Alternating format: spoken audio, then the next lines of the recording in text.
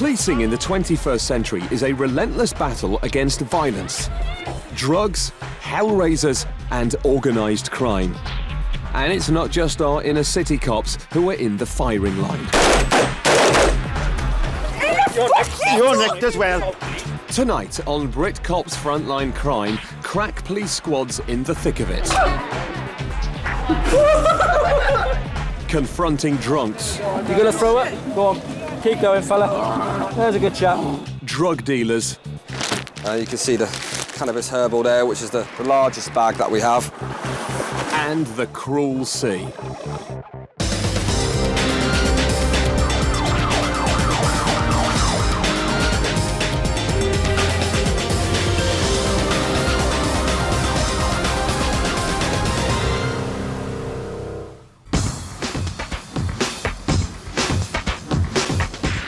Union Street, the centre of Plymouth's nightlife. Like many of Britain's cities, it's no stranger to binge drinking and punch-ups. And at weekends, Devon and Cornwall's police try to keep a lid on booze-fueled violence. With around 30 bars and clubs on this street alone, there's bound to be trouble. Wanna come in, dear? Fuck you. Next mate. Tonight, it's packed and facing the front line are PC's Adam Crabtree and Chris Chilcott of TPT, the tactical policing team. They've been called in as backup after a fight outside a bar. What's happened? This one, he's the offender, this one's the offender. We're just detaining it for the time being. Some men are already in cuffs and one has taken a bashing. For the time being, I'm detaining you. I don't know what's happened yet, but I've seen you being an idiot. It's not clear who pulled the first punch, and with no witnesses willing to come forward, PC Crabtree only has one side of the story. I've got attack coming out there. Who by? But, well, a load of fucking boys. Relax, mate. What do you mean, relax? You're fucking twisting my I'm not arm. twisting them. I'm calm down, fucking calm. I am Mr. Calm. No, you're not very calm to me, mate. Down there for no reason. We're going to put you in the rear of this van, mate. Stay where you are and stop moving around, will you? I ain't fucking moving, am I? Much to your disappointment, you fucking freak. Mr. Calm is not doing himself any favours. Yeah, all right. Right, get in the van. Stop being an idiot. Watch your head. Watch your Are you head. trying to smack my head here? Watch your head. Stop tensing up. Stop. Relax. You're Put your smacking head my in the head van. here? Well, I'm asking you nicely. Dickhead. Put your head down and get in the van. All the men were held in custody overnight. If found guilty of a fray, they could have faced up to 6 months each. But with no hard evidence, no one was charged. This is all in a night's work for TPT, who often get called in to support local police on public order operations.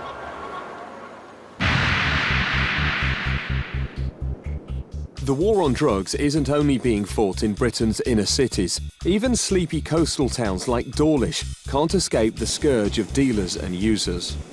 The Police's Tactical Aid Group, TAG for short, are a highly trained crack squad specialising in rapid entry. They're gearing up to search a suspected drugs factory, and they're expecting the dealers to put up a fight. There could be dangerous dogs inside, so fire extinguishers are at the ready in case one attacks. The TAG are hardcore cops who are used to dealing with Devon and Cornwall's major crimes. Let's go!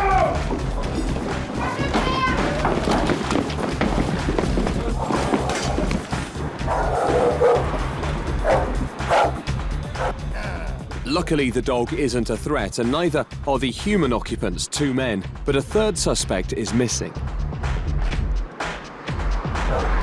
How many got up here? Anyone up here? I've got a warrant to search this address, okay? I'll show you the warrant in a minute. Who else should be here? Okay. 3 of you? Yeah. Okay. He said there should be 3. How many got downstairs? Just 1, was it? 1. Still in shock after the heavy knock on the door, the 2 are willing to cooperate. It's quite a big house. There's 2 persons present. No one offered any violence.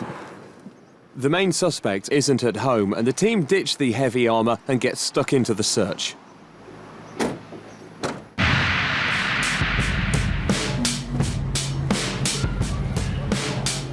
In Plymouth, the Tactical Policing Team, or TPT, are starting their shift.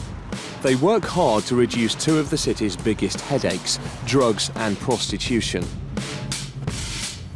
Like most port cities, Plymouth's got plenty of both, and team leader Sergeant Dan Ivey knows they often go hand in hand. The aim of today is to build up the intelligence picture, to utilise us as a stop car and targeting sex workers, curb crawlers and their associates. Sergeant Dan Ivey and colleague PC Steve Brooks are the visible part of the operation. Hidden away are several undercover surveillance units, unseen by anyone. There they are, two of our customers. We get cold dressed like that. We get cold dressed like that later on. I'm very cold. Are you alright? Yeah, I'm alright, you? I'll be better off at 2 when I've gone home. Hey? I'll be better at 2 when I've gone home. What, 2 in the morning? Yeah. Yeah, I'm me. Are you alright? 3 on-street cautions are needed before an arrest is made for prostitution. But today the officers are just moving the girls on. How long have you been working down here? Me, 12 years, why? Yeah. Stay up in Sorry Street, yeah, for a minute? Right, but I thought we wouldn't know from there onwards from... That's Sorry Street, this is Martin Street. Tuck yourself up in the corner, yeah? Good. These two cops have an understanding with the street girls who sometimes pass on names of dodgy customers. The police are more interested in clamping down on pimps and local drug barons. Because of the work that we do, which is generally in drugs enforcement, we do drugs busts quite frequently. They're present in the houses midweek when we do the bust, so they get to know our faces. But like everything, like everybody, if you treat them with dignity and respect, you get the same in return. So we try and build up a good relationship with them. In Dawlish, TAG are wrapping up the search after their own drugs bust. The one thing they haven't found is their key suspect, so it's left to the 2 people found in the house to take the rap. Found this. This is exhibit VHH1. It's a bag of dried cannabis. Whose is it? That's not mine. I've never seen that, ever. And I said nothing. One of them claims to know nothing about a massive bag of drugs the police have found in the kitchen. As it stands, it sounds like the chap who's grown it isn't here at the minute, so we're going to put a phone call in to see if we can get him to the property. And there's also some hydroponic equipment, which is lighting, fans, water, things to enhance the growth of the cannabis plant, and we're going to seize them as well. Sergeant Tony Willis calls the main suspect on his mobile to see if he'll hand himself in. He agrees. And for now, the drug paraphernalia found in the house is confiscated. We found a number of items, mainly cannabis. You can see the cannabis herbal there. We've got mobile phones, money, all this to get taken back to the police station now and put in the store until questioning, until the suspect hands himself in tomorrow. Coming up, a curb crawler helps Sergeant Dan Ivey with his inquiries. What service did you get provided with for 20 quid? Mate. Right, okay. An 18-year-old has a birthday to remember. How much you had to drink? A lot. You gonna throw it? Go on. There's a good chap. And a boy racer runs into trouble. Can you shift your car, mate? You're making me look like a dick right in front of the fucking camera. I'm not impressed, mate, to be honest with you. Right, step out of that car now.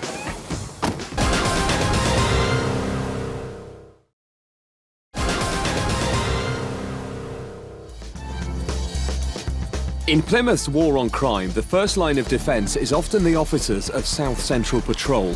When someone shouts for the police, they answer the call. Driving the rapid response car today are PC's Rob Byers and Anna Hunkin. There's a report coming by the CCTV that there's a fire down on one of the old derelict buildings down on Mill Bay Docks. We're only a couple of minutes away, we're only about 60 seconds away now. You shift your cars, When they please. arrive, the fire service are already on the scene to tackle the blaze. Shift your cars, please. Apparently the local kids there have seen an elderly man come out of the building and walk away, and then obviously they've seen the flames. So at this stage we don't know if someone's still inside. Obviously we've relayed that to the fire brigade and they're going to go in there and check. A gang of youths and their cars are in the area, and PC Hunkin needs witnesses. Were you here before it started? Or? No, I came in and seeing it straight away. Right, Okay, so you saw the male, what, go into the building? Yeah, go in and come out as well. What was the description of him? Was he a white male? Yeah, he's a tramp. How old did you say he was? Late. Brilliant, thanks a lot. There could be toxic materials in the building, and in case the warehouse turns into a fireball, the area needs to be evacuated. So you can park over there if you want to stay in the area, but we just need to get you out of the car park. Just go straight down and follow that red one, mate. There's a little drop curb there, just gently go over it so obviously you don't damage your car, all right? But some people are less willing to cooperate. Can you shift your car, mate? Pardon? Can you shift your car? Do you mind? You can ask mate in the Civic to shift his, and he's parked just like I am. I'm asking you to politely move your car. All right, I'm being more than polite to you. Just move your car. What about all these people in the middle of the road right in front of me, mate? They're flashing at me. You're making me look like a dick right in front of the fucking camera. I'm not impressed, mate, to be honest with you. Right, don't start this car and do not move. Step out of that car now. What's mate doing that camera? Right. I'm not being spoken to like a piece of shit just because he's got a badge on him. Don't mean he's any better than me. I'm not speaking to anyone like a piece of shit. You're the one yeah, you are, mate. swearing You come at over me. to me, giving me the big spuds when I all just these asked you people to in the move middle of your the road car. look. What's the difference between me Because and you're you opposite lot? a junction where there's fire engines trying to get in and out because the building's on fire. Mate, I haven't seen anything come in here for the last 20 minutes. All right, so I'm asking you to politely move it just in case you need to get in and out. But what, are you going to go and tell all those people down there now? Maybe I will in a minute. That's All right, nothing to do then. with you. You're the one obstructing the road.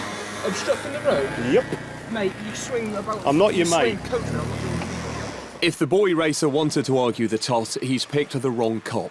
PC Buyers is now ready to pounce on even the most minor offence. You're now parked on double yellow line, so you'll have to shift it. Oh, you're a fucking right now. No, I'm not. I'm just asking you to move your car.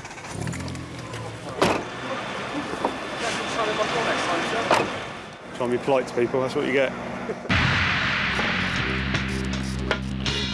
On the other side of town, Sergeant Dan Ivey and PC Brooks are still patrolling the red light district, looking for trouble.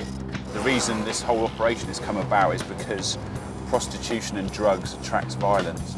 They've had a tip-off from one of the undercover units that a drug deal could be going down with 2 prostitutes and a suspected pimp. They've just stopped at a pub. The 2 girls have just been picked up by a car which has driven them to a pub. The girls have gone into the pub, come out and are about to get back into the car again, so we're going to wait till it moves off and then stop and speak to the driver. Right, it's moving off, back down Octagon Street. In fact, there I can see it, it's down there.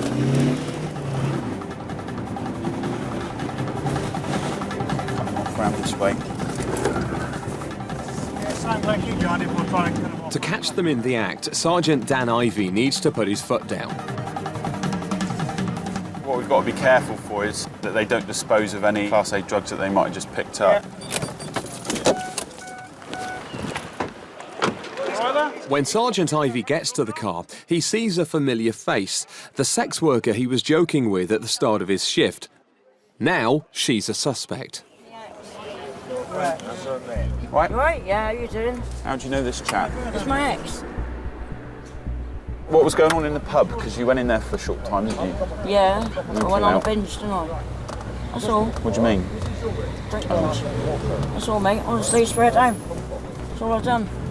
Went on and drinking me sorrows, wasn't I? Right. Not doing it no more. Trying to get me act together now, mate. Right. Got it or not? Okay. All right?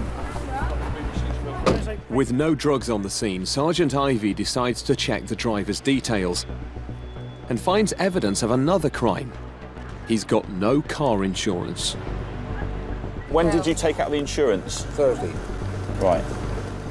It's only Saturday, isn't it? The driver claims it's in the post and gets the benefit of the doubt. He's got 7 days to produce it at the cop shop. We have got a power to seize the car, but if we did that and he then produces a valid certificate of insurance, then we, the police, or the taxpayer, more to the point, would foot the bill. So rather than that happen, we're going to write him out a ticket. With regards to the girls, we'll be meeting them again later on. In the front seat, she alleges that she's an alcoholic, and so she nipped into the pub to down a few shots of vodka, and I actually believe I haven't smelt her breath. So, and that's quite common for them to be alcoholics as well as drug addicts. So. The cops draw a blank on any drug deal, although the driver's details are now on the police database.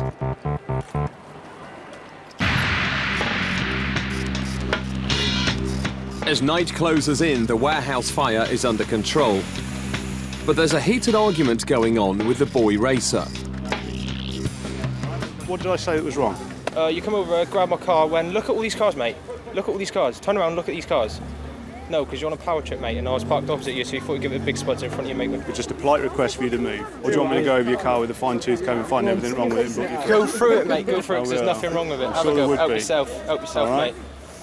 I will. PC Byers tries to keep his cool, but this guy's spoiling for a fight, and now he's got one. Can you open your bonnet, please? Well, there's a water bolt for a start, there's a battery, and I need to examine it, please. Don't swear again, or you'll be reported for the offence of public order. Have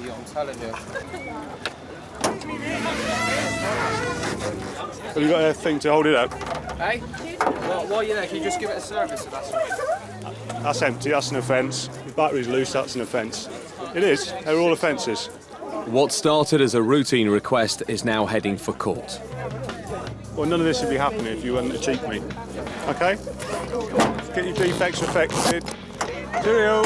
The driver's attempts at impressing his mates have backfired badly. Love if someone's in the post, section 5.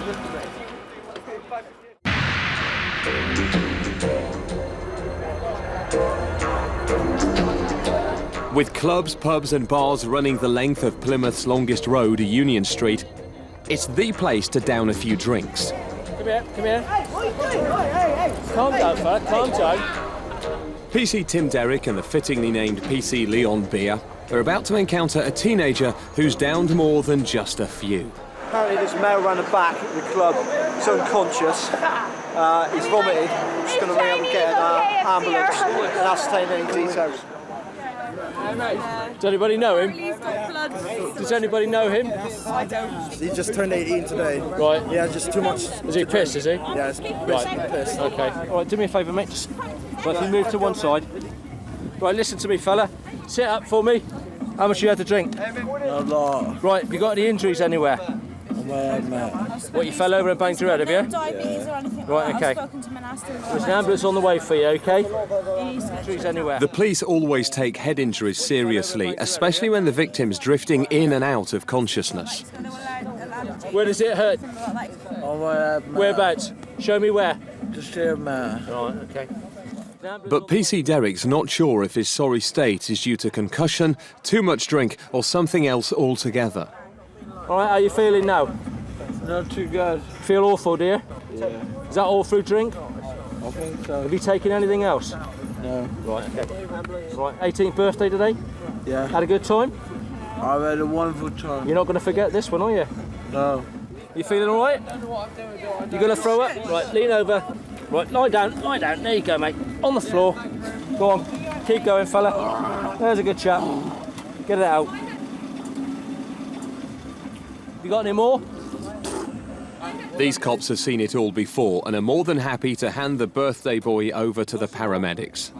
He's been sort of drifting in and out, but I think that's more alcohol rather than anything else. And it's his 18th birthday today. Careful, he is covered in vom.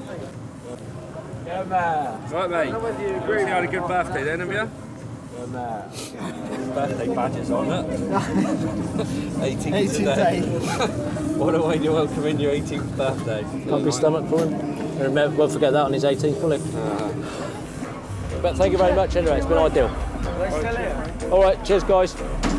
It's a steep learning curve, unfortunately, and the best present I'll have tomorrow is a banging headache. In the nearby red light district, Sergeant Dan Ivey and PC Steve Brooks are on the trail of a curb crawler. We've got a car that's been seen by the unmarked police car to drop off a known prostitute, and so we're just trying to catch up, trying to make some ground on that vehicle. Evening. The suspect claims he was picking up a friend. What's this friend of yours called there? So what? A likely story. Do you know the name of the female that was dropped off with her? Yeah. A quick radio check confirms Sergeant Ivey's suspicions. The woman was no friend, and she wasn't called Sarah. I'll tell you what we'll do. We'll come clean with you, and I would hope that you'll have the decency and the common sense to come clean with us. We've got a number of plainclothes police officers who are doing some surveillance in the Mill Bay area, and you've been seen to drop off a known prostitute. and the name of that known prostitute is not the name that you've just given us. So perhaps I can ask the question again. I know my colleagues asked it. What's been going on? No, I'll just give her a lift, mate. There are several ways that we can proceed from here, and so I'd like to think that... Well, I just need you to be honest with me. We're not talking about prosecutions here at the moment. We're not, no. What I need from you is a bit of honesty. What we're doing at the moment is trying to build up the intelligence of activity in Mill Bay, which includes prostitution and drug use. So it don't involve people getting took to the police station? No. All right, mate. So perhaps you could come clean with us and tell us exactly what happened. Yeah, I'll come clean, mate. Right. What do you want me to say? Yeah. Well, you tell us the truth. It's easy, isn't it? I'll just pick her up, mate. With the threat of arrest out the window, the suspect gets it off his chest and shares a few sordid details. Right, OK, where did you go? Where did I go? There. What, over here? Yeah. Right, OK. How much did you pay? 20 quid. Right, I know this might be a bit embarrassing for you, but it could be even more embarrassing if we dealt with this formally. But what service did you get provided with for 20 quid? An hand one, mate. Right, OK. Yeah, is that all right? That's fine. That's all the detail that we need for today. What is going to happen is that this vehicle's registration number and your details will be added to a police database. That's not a national database, that's one that we hold locally in Plymouth. And if we see your vehicle or you and in the same circumstances, then we'll be taking formal action over it. Listen, thanks for your time. And there you go. Caught with his trousers down, or almost, this guy is now on the police radar, and the information they've picked up helps the cops in their battle against drug crime. For the purposes of the operation, the beat manager will be interested in what the going rate is, which equates to, in his words, a hand job, 20 quid, and that'll be worth for the working girl a bag of heroin, because that's about the going rate for Plymouth at the moment. So there you go. Coming up, cops are exposed to a family feud. Behave. And a drugs bust by the seaside.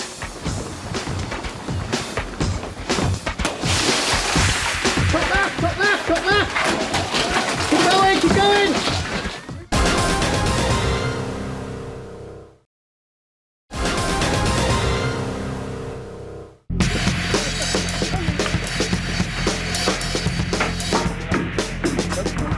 The Marine Counter-Terrorism Unit handles any police business on,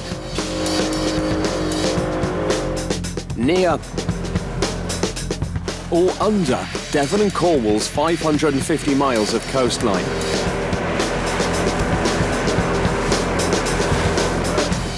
They're often seen patrolling Plymouth's massive harbour in their 25-foot inflatable boat, and with a top speed of over 50 miles an hour, it can outrun anything on water. But today, it's escorting a slow-moving target from Spain as part of a high-visibility operation. A ferry from Santander.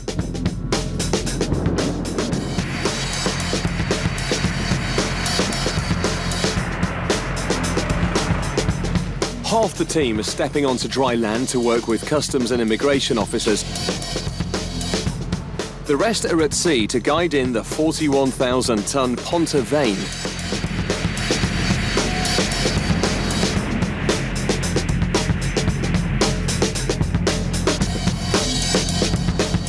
Swapping his wetsuit for a hard hat is PC Harry Lloyd.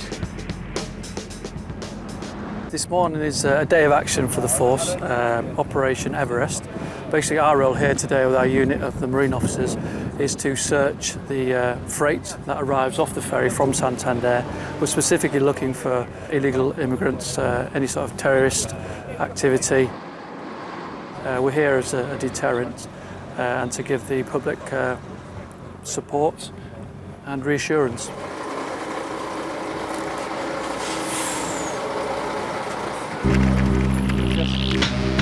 Around 600 freight lorries arrive in Plymouth each month. Where'd it go? and the team are experts in the art of finding things that criminals want to hide. They'll search every nook and cranny of these trucks to make sure there's nobody on board but the driver.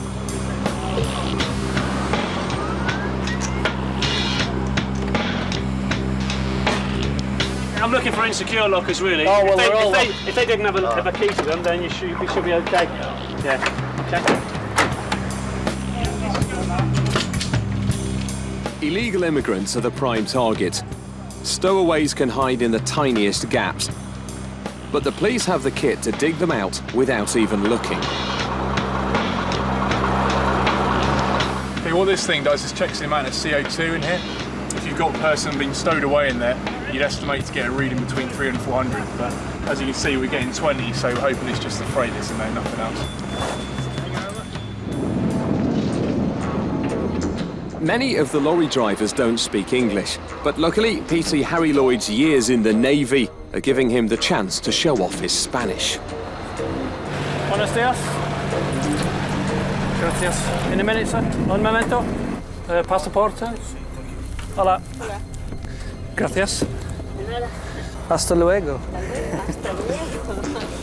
Adios. A lot of the drivers are well versed to it anyway. But it's a routine, it sends out a good message, I think.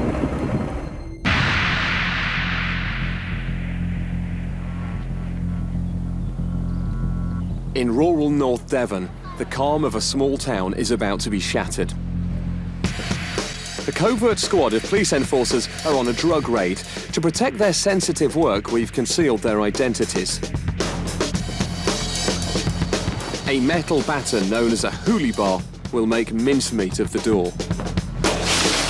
Although entry is fast and furious, the officers still have to avoid the sharp shards of glass. Top left, top left, top left! Keep going, keep going!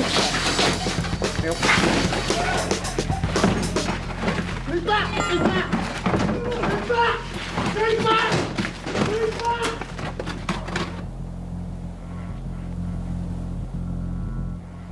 Once the house is secure, everything is methodically photographed for evidence. The team must prove they used the right force necessary, and the lead officer is happy their high-impact entry was justified.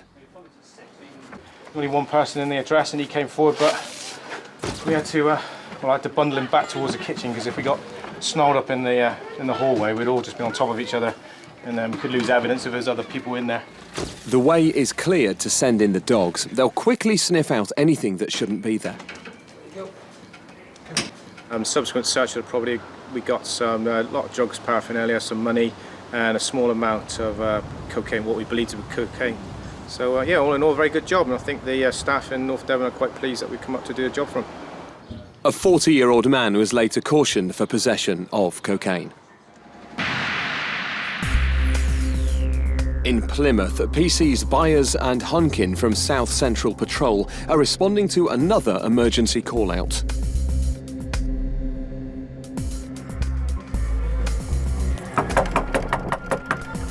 The police have been tipped off that a woman has kidnapped her own sister.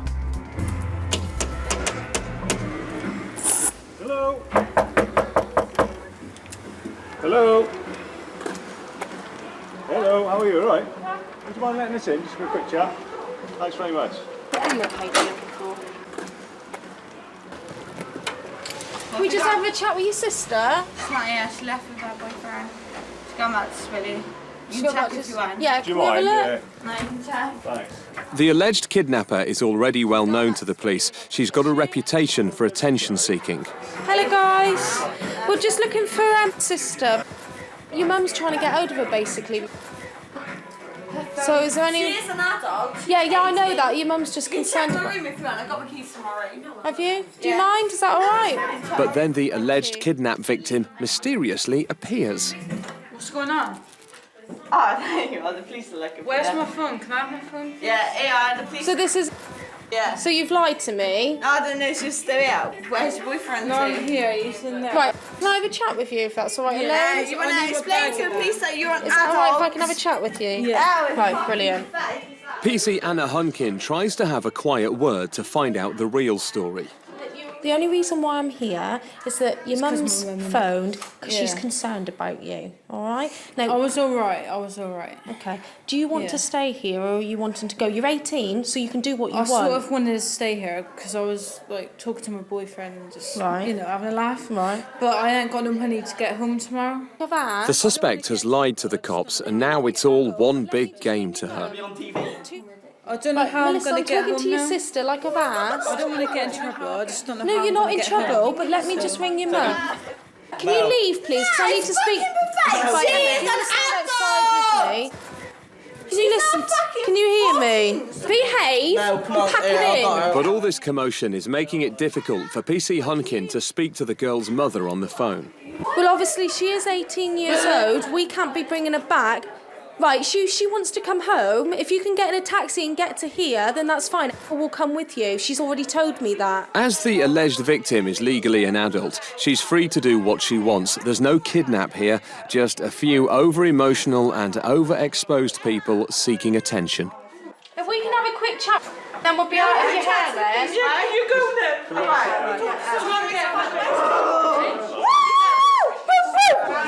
PC Hunkin finally gets the girl alone and explains the situation.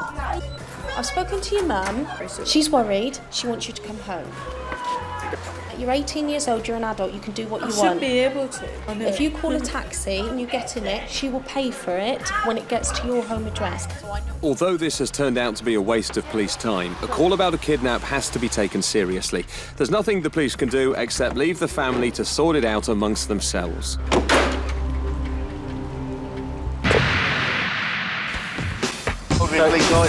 Coming up, the divers of Tag hunt for buried treasure. If we need to excavate it to recover it to ascertain what it is, so be it. In February, quite a few £1 million worth of cocaine have been found in bales. And officers go in hard on a drugs raid.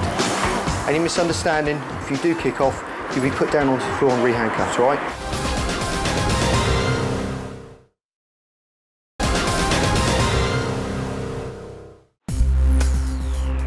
The Tactical Aid Group of the Devon and Cornwall Police Force are on their way to investigate a drugs tip-off. 3 local men on a pleasure dive think they've come across large quantities of drugs hidden on the seabed in a cove once famous for piracy. Tag's acting sergeant, Jason Williams, is shown photos which suggest it could be a huge shipment of drugs worth more than its weight in gold. There's loads of it. And when you go down it, it's quite a weird thing when you see it. It's all like obviously ripping up, and you can see it's really deep buried. So God knows. We've had some packages in the past washed up that have proved to be illegal drugs, and that's what we're doing here, making sure that there isn't a large amount of illegal drugs just off the coast. I mean, basically, this is one of the team here. You can see the blue plastic underwater. Again, you can see in this one here the blue plastic with this sort of sacking edge in here, partly buried in the sand. In February, there were bales of drugs found on the beaches, particularly around Kynance Cove, and quite a few, few £1 million worth of cocaine have been found in bales. We're getting the boats coming round, and we'll be conducting a diving operation off the boat to locate the packages and investigate and see what they are. 70 miles away, the covert squad of police drug enforcers is preparing for another fast entry. To help, they've brought their own Enforcer, a battering ram that opens doors faster than any key.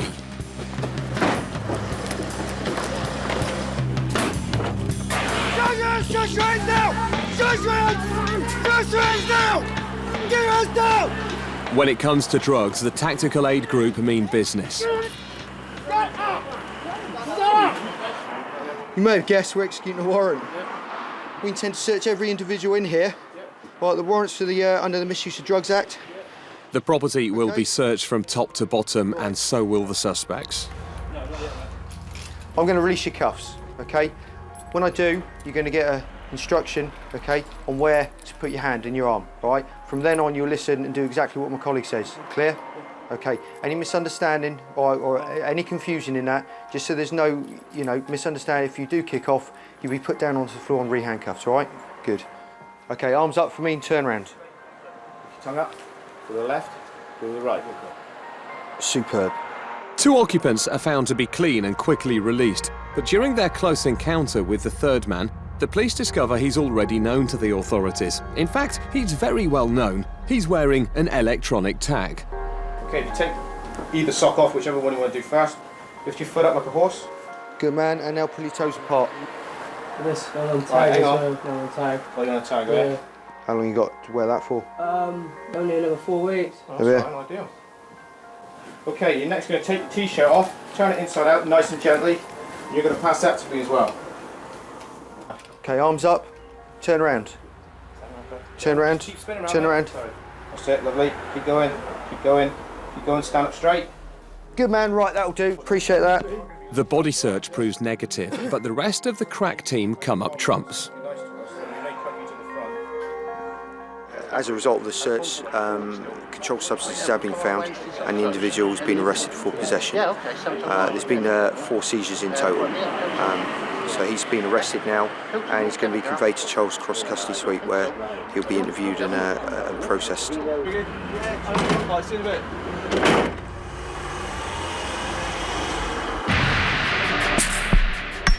On the coast, the divers are about to search for drugs on the seabed.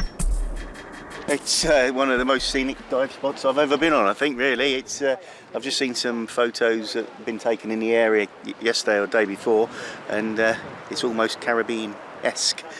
As with any major diving operation, the team will video the investigation. If the diver can actually ascertain what it is while it's in the water, great. If we need to excavate it to recover it to ascertain what it is, so be it. In neutral. Better check for leaks? Yes, please. Comms check. We're both divers in the water.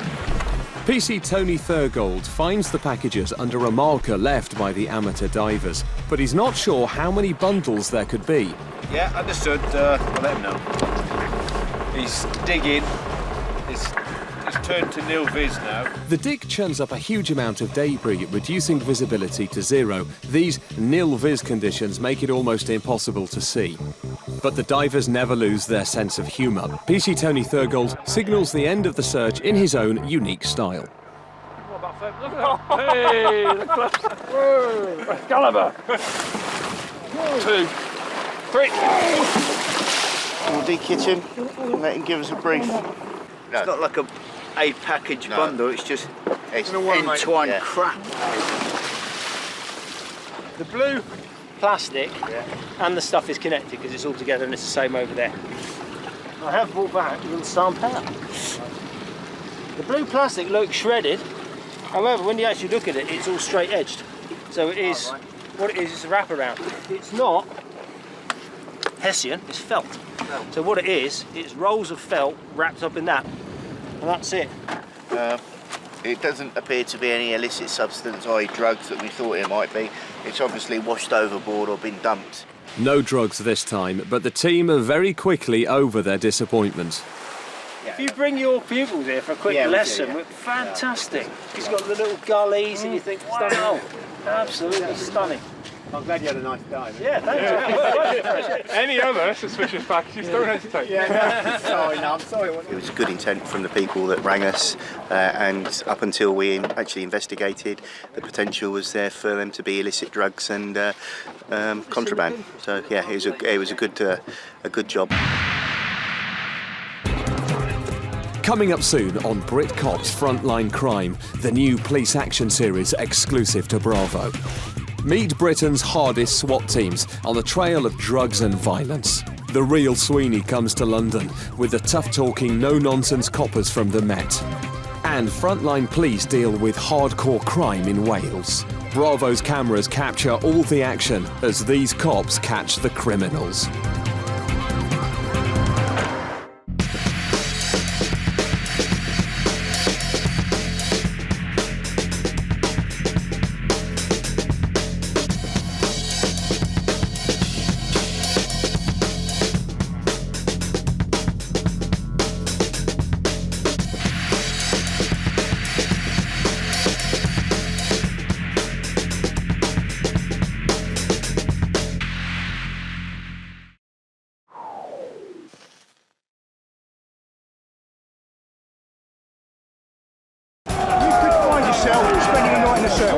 London's Metropolitan Police have a reputation for being among the toughest cops in the country. And the cops in Hammersmith and Fulham are no exception. Their West London patch is a battleground for a war on crime, and they're winning. On the floor now! Their zero-tolerance approach Any more playing up and you're going straight back on the floor. has left drug dealers, robbers, and street gangs with nowhere to hide. There's no greater buzz than putting handcuffs on someone who needs them on them and they don't like it because they're a baddie. Calm down, mate, calm down. Foxtrot Tail 315, Mount Retain. Coming up on Britcop's Zero Tolerance, the cops raid suspected drug dealers. Officers are confronted by a man who's out of control. And there's fighting on the streets of London. Just put your hand behind your back, that's it, just relax.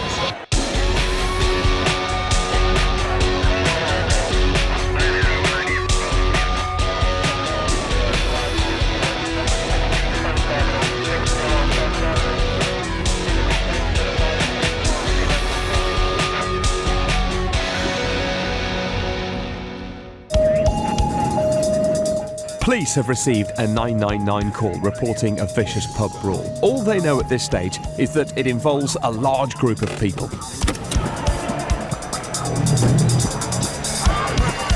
At the scene, it's chaos. Fighting has spilled out onto the street. The police have already pinned one man to the floor. Within seconds, another is taken down. 6 of them here! The story that the police are being given is that this all erupted when a woman was punched in the face. Who's done that to you? Who's hit you in the face? Yeah? Who is it? Can you point him out? No, I'm not. But she's not letting on who did it. Just trying to figure out who's done it to her, but you just can't get out of it. Fucking public order! As one man is nicked and taken to the station, the situation seems to calm. But the cops aren't taking any chances and try to disperse the crowd. With revellers everywhere still under the influence of alcohol, this situation could flare up again at any moment. And it does. Can I take him away? Yeah, both of you. This is an average night shift for London's boys in blue.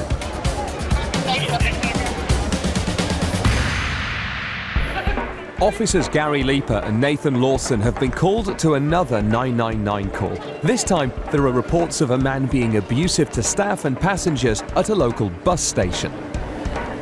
There are over 50 reported violent crimes every week on London's buses, and police won't put up with it. Hello, mate. You all right? What's the problem then? Why have we been called here? I think they're going to work out that I'm not that bothered. Go ahead. Right, you or him. Right. When the officers quiz the man about his behaviour, he shows no signs of cooperating. We're trying to help you. We're trying to help you get home. Yeah, we're trying to help. Is it from me? What's your name, mate? What's your name? Lawrence. Sorry? Lawrence. Lawrence what? The officers managed to get the man's name, and now they suspect he's intoxicated in some way. Your eyes are all glazed over. You're giving all the signs off of someone who's drunk. I'm really drunk. Yeah, you're giving off the signs of someone who's drunk. I'm really drunk. Listen to me, but there's no smell of alcohol coming from you. It might lead me to the possibility that you might have been consuming anything else. Have you been under the influence of any drug at all tonight? No. You haven't? Don't call me a knob. Getting increasingly abusive, this man has to be searched. Quick search them, okay? So you're going to stand up and I'm going to search you. You have to stand up for it. Okay, we either do it the hard way, okay, which is when I tuck you onto the ground, okay, in handcuffs, or we can do it the easy way. Right, Lawrence, listen to me. Now cuffed, the suspect seems to be cooperating, but suddenly he kicks off again, this time about his name. Well, you're talking to me, Lawrence, like you're nicking me already. Officer Lawson finds the man's passport and discovers that he's not called Lawrence at all. Then the situation escalates. Your name's not Lawrence. Your mum's, that's your name. Pretty. Shut up, mate. I don't like you. Shut up. You're a prick. Why don't you like me? You're a prick all your life. What have I done to piss You've you been a off? prick all your life. What have I done to Put piss you your off? arm up against the wall, Yeah. and you're such a Because I'm cool relaxed, dude. 'cause I'm young, You're cool. very cool. Because even though you've been so rude to me, I'm still cool. You're not though, are you? Even though the man gave the officers a false name, he seems to take it personally when they call him by it. You've gone mad, mate. Lawrence ain't my name. Hurry up. You've gone absolutely fucking mad. Hey.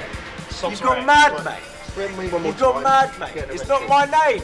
The cops are left with no option but to give him an ultimatum. Shut up, prick. Shut up.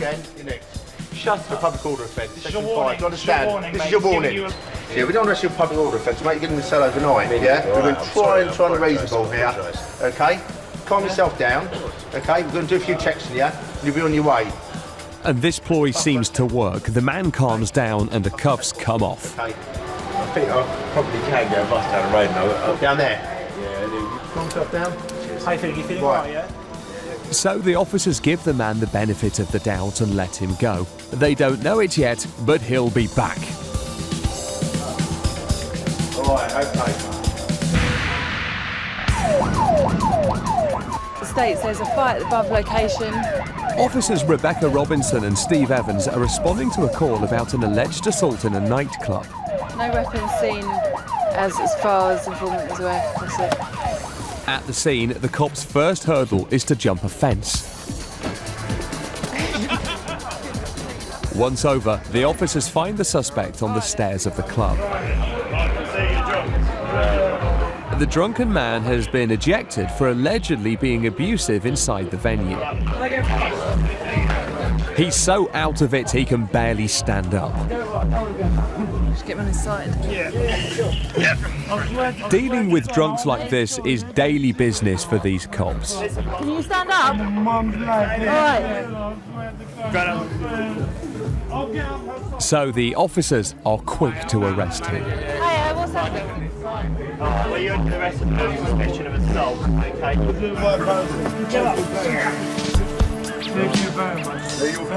With the assistance of other officers, PC Evans manages to get the man off the floor and up the stairs. He'll be taken back to the police station for questioning.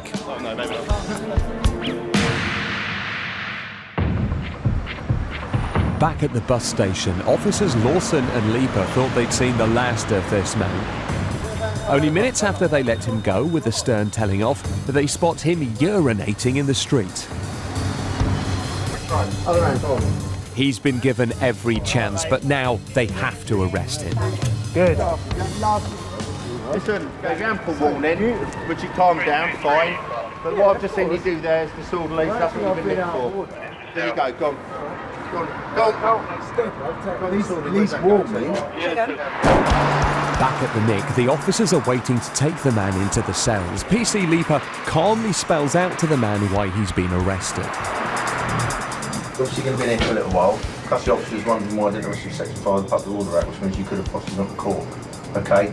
You probably get a ticket for drunk disorderly due to what I've seen you doing, having a wee out of public view. And I mentioned that to him. But in return for Officer Leaper's lenience, the man spits in his face.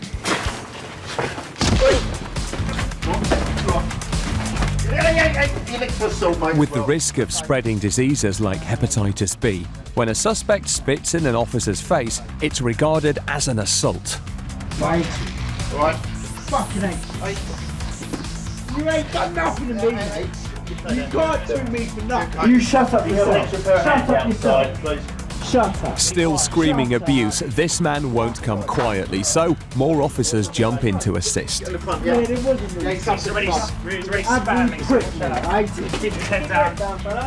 I had to use force to grab him and take him to the ground to stop him from spitting at me again. Obviously, he was taken to the floor. More colleagues came to help us, and he's been arrested now for assaulting police. You're not bring your head up, alright, fella? Alright. Alright. Coming up, the drug squad come down hard on suspected cannabis dealing. There's this big bag of herbal cannabis. The police raid a house for a second time. And the cops arrest a man who seems out of his mind and out of control. We're not risking taking him to the police station anymore. And we're worried that he'll actually die in the back of the van.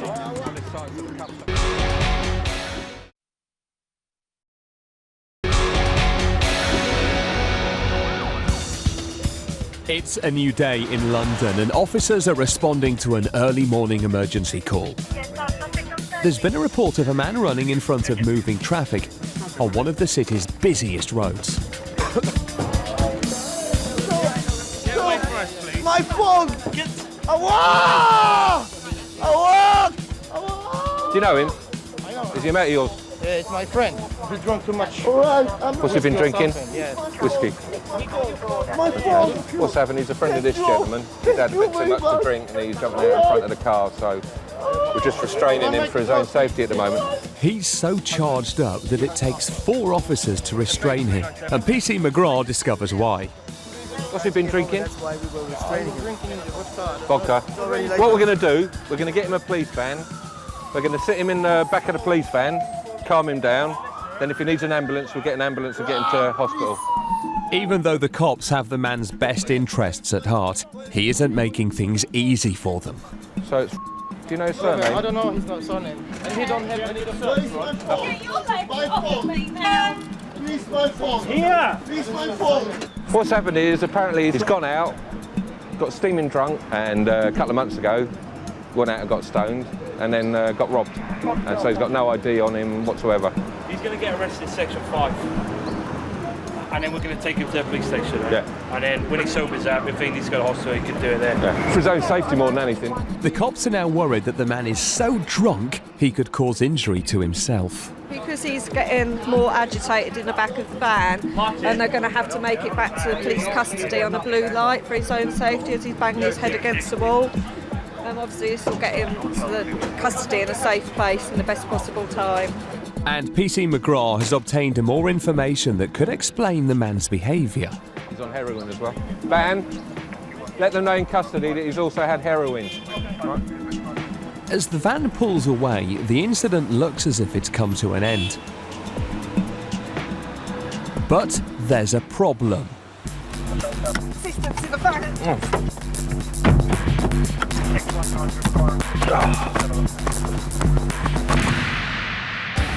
Back at Frontline police station, and drug squad officers have teamed up with the Territorial Support Group, or TSG, to raid the home of a suspected drug dealer. Intelligence suggests that is dealing crack cocaine and heroin from the address. Our intention is to recover Class A controlled drugs and associated paraphernalia, aware of blood-borne diseases, any weapons that they might have cached there.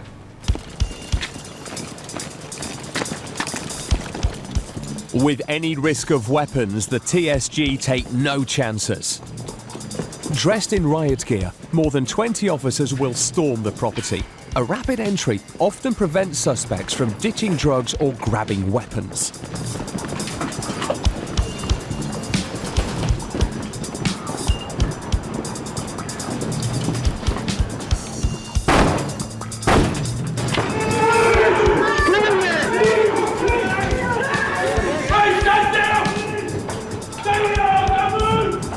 Inside the flat, a man and 2 women are detained. Stay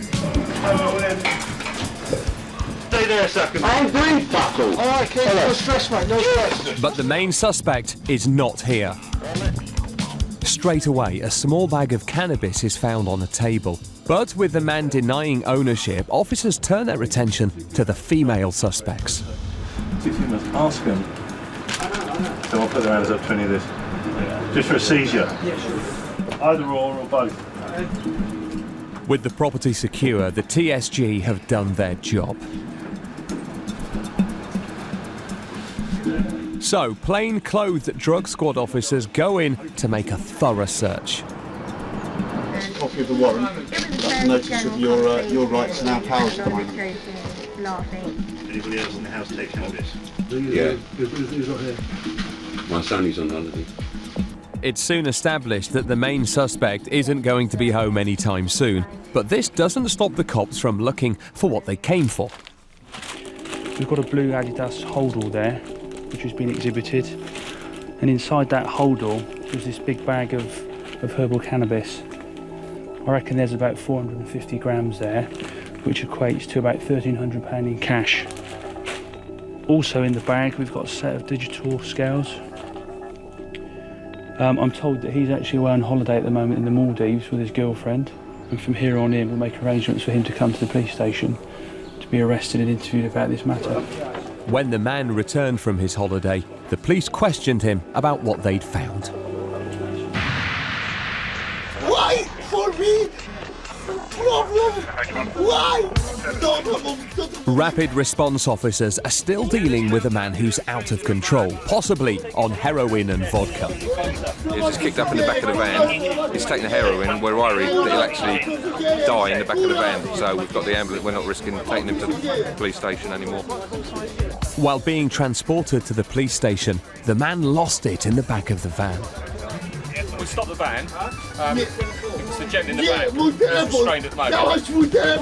Stood up and started banging his head really hard. Both the ceiling and the walls on both sides. An ambulance has now arrived on the scene.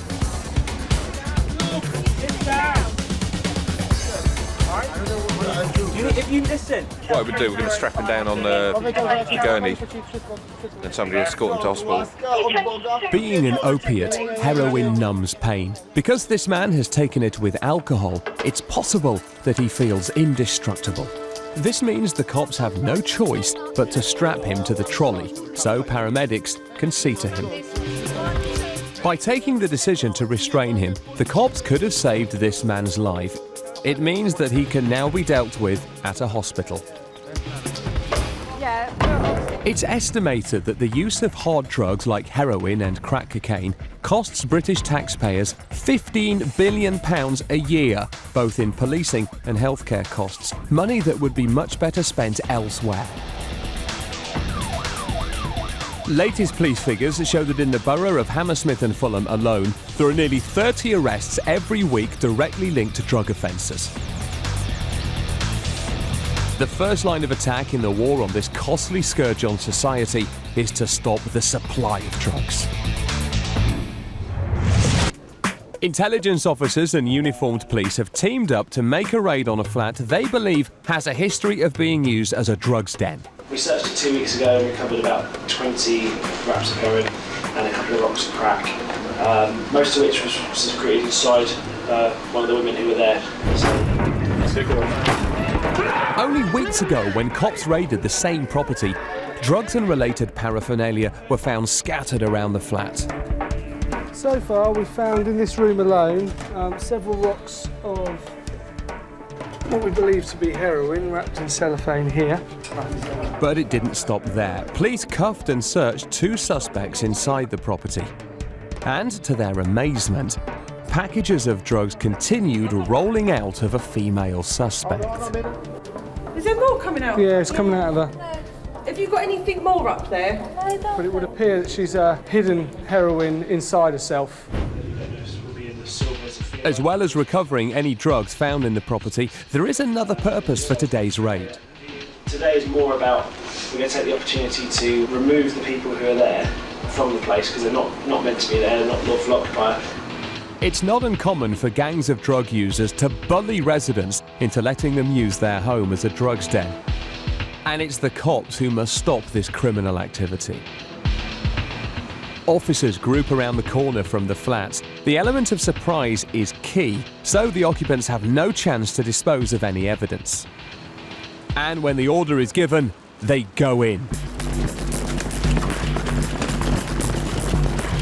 But first they've got to contend with 3 flights of stairs.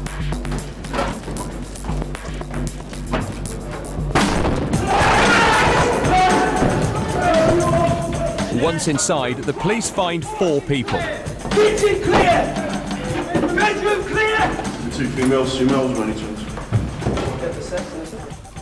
2 of the suspects today are the same people police found in the previous raid. In fact, this man and woman are well known to the borough's police.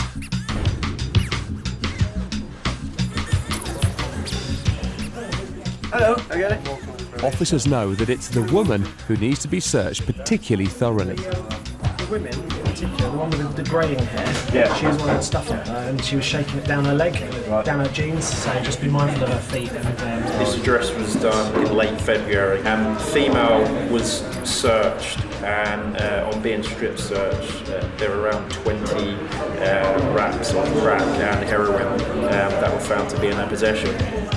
With a history of hiding drugs inside herself, the woman is taken into the bathroom for a strip search in private. Coming up, a zero-tolerance approach to street drunks. There's no drinking alcohol in Hampton and Fulham. And drugs gangs. Why are you kicking us out? It's not your flat. What am I supposed to do? And in the war on drugs, it's time to send for the dogs. Inside the foil is the cannabis bud.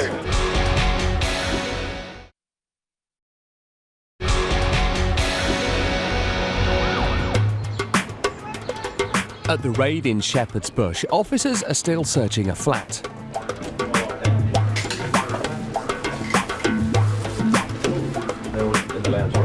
Straight away, they've managed to find paraphernalia linked with hard drugs. Syringes that aren't used, wraps that are generally associated with supply of drugs, whether they've been used already or whether they've cut them up and ready to put drugs in to sell. Large wraps of cling film, they have little sections cut off, and the same with the foil. Foil is more associated with smoking of heroin. Definite evidence of drug use and potential for supply as well. A female suspect known to hide drugs inside herself has been strip searched. This time, she's clean. She stood round and would go back to us and squatted down. There's nothing. She's obviously got the message that cops leave no stone unturned. The flat itself and the other 3 suspects are then searched and nothing is found. But before the officers call it a day, there is one discovery. It's a rat. But fortunately for the police, this one's a pet. You've really tamed that rat. With no drugs on scene, the cops' next task is to evict any unlawful tenants. This means that these suspects have to leave. Excuse me? We're getting boarded up, you're not coming back. Of course I'm coming back. You're not. And then, yeah, we'll just leave a note for... This is flat, yeah, so he can... It's a sole tenancy. He has no right to have anyone else staying here. All right, cheers, so Mark. you're not staying here. Really? Where is... He's visiting his friend, but he's supposed to be back today. Which friend's this? I don't know, actually. But anyway, he's going to be back here today, so... Is he? Yeah. All right, we'll speak to him when he comes back then, won't we? It's not uncommon for drug gangs to persuade people to let their property be used as a base for drug use. And the police don't think it's a coincidence that this property's lawful tenant wasn't at the flat today or when the previous raid took place. These people have scared him, they've bullied him out of his house. Yeah. So he can't do anything about it. But this group of suspects think they can argue their way into being let back in. Why are you kicking us out? Because it's not your flat. What am I supposed to do? You're right, it's not your flat. Hang on, just listen, I've explained it to you once already, okay? It's a sole tenant on this flat. His housing officer says, as far as he's aware, none of you guys live here. One of the women then claims she's related to the tenant. So how is it you're related to?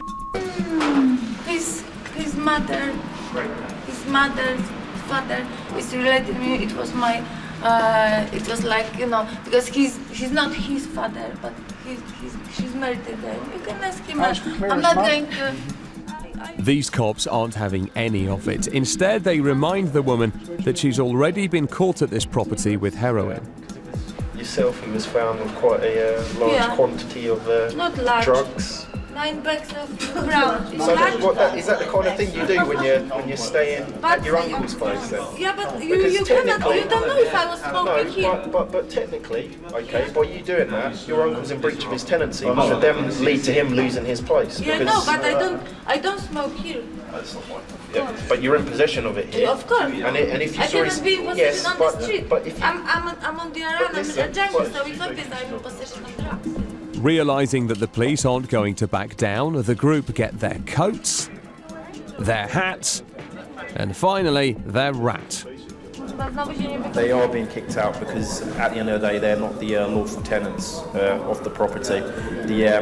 actual lawful tenant isn't on scene at the moment. I'm aware of who he is. I've contacted his housing officer and obviously informed them of what's going on. So these people are going to be escorted from the premises and it will be secured. And then we're just waiting until the lawful tenant comes back to give them the keys.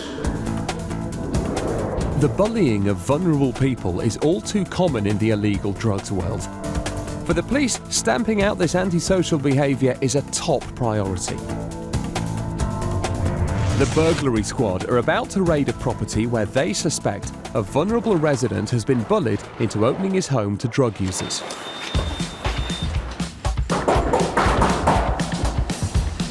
This time, they decide to knock first. Hello? Hello, open the door please.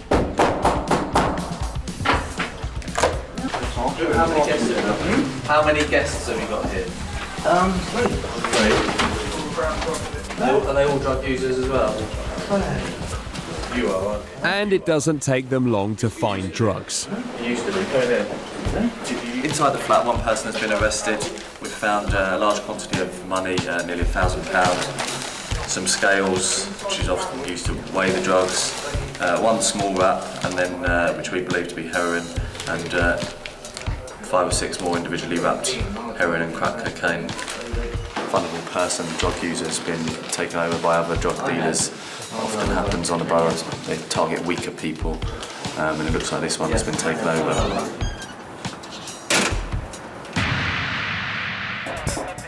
He looked at us and he was just about to put a cigarette in. While driving past a park, PC's Martin Warnes and Ricky Brennan have seen 2 men acting suspiciously. I saw you sitting over here.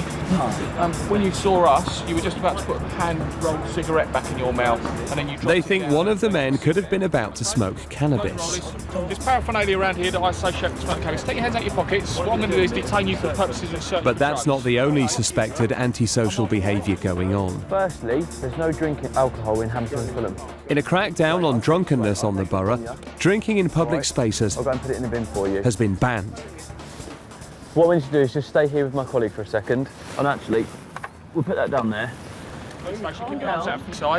As PC Warnes searches one of the men for drugs, his colleague deals with the second man, but he's not as cooperative. It's got nothing to do with you. Okay, it's got nothing to do with me then, is it? Calm down. I'm not being aggressive to you, am I? Your problem, you drove past, seen me with a can of beer and you thought you did. No. My colleague... What did your colleague decide to do? He cut me because I got a tennis bat in No, because my colleague saw your friend have what he thought might have been... But he thought wrong then, didn't he? He thought wrong. What do you put your gloves on for? Because I'm going to search you and I don't know what you've got on you. For what reason? I'm searching you under Section 23 of the Misuse of Drugs Act. Give me the paperwork to go with. You can have the paperwork afterwards. Well, I want to make sure you sort it out. Well, I will do. Turn around. Wait, that one? Yeah, so I can search the back of you first. Turn around, face that way. Have you got anything where you shouldn't have? PC Warnes then finds what he expected. Ricky, bag of cannabis, mate. Okay. You've been arrested for that before? Yeah. Turn around for me. When was the last time? Yeah, but... That's why... See that? The can of cannabis, that's why we're searching you. So what we can do is deal with this by way of a street warning, okay? Cannabis warnings have been a police power since 2004. If the cops stop someone in possession of a small amount of the drug and it's deemed for personal use, then that person is put on a police database. And when they receive 2 warnings, they can be arrested. You've had a cannabis warning now, okay? Which means next time you're liable to be arrested for possession of cannabis. My advice is don't use it. Thanks for your time. With one man dealt with smoothly, Officer Brennan's detainee still isn't playing ball. Yeah, can I have a name check, please, on the... When you give me that paperwork, you put my beer away, which I've gone to work to earn, and that gives you the right to do that. And you ain't got the bottle to go down to the river and see 20, 30 people sitting outside the pub paying £3.50 for it. You're butlers. Yep, exactly. When the man gets his stop and search slip, he leaves, none too happy. The legislation of drinking outside is not designed for people outside of pubs, it's designed for troublesome people like himself that sit on benches, cause trouble, shout and holler at people, swear, and just generally make the place not a very nice place to be, so he's gone anyway. There you go, not very happy.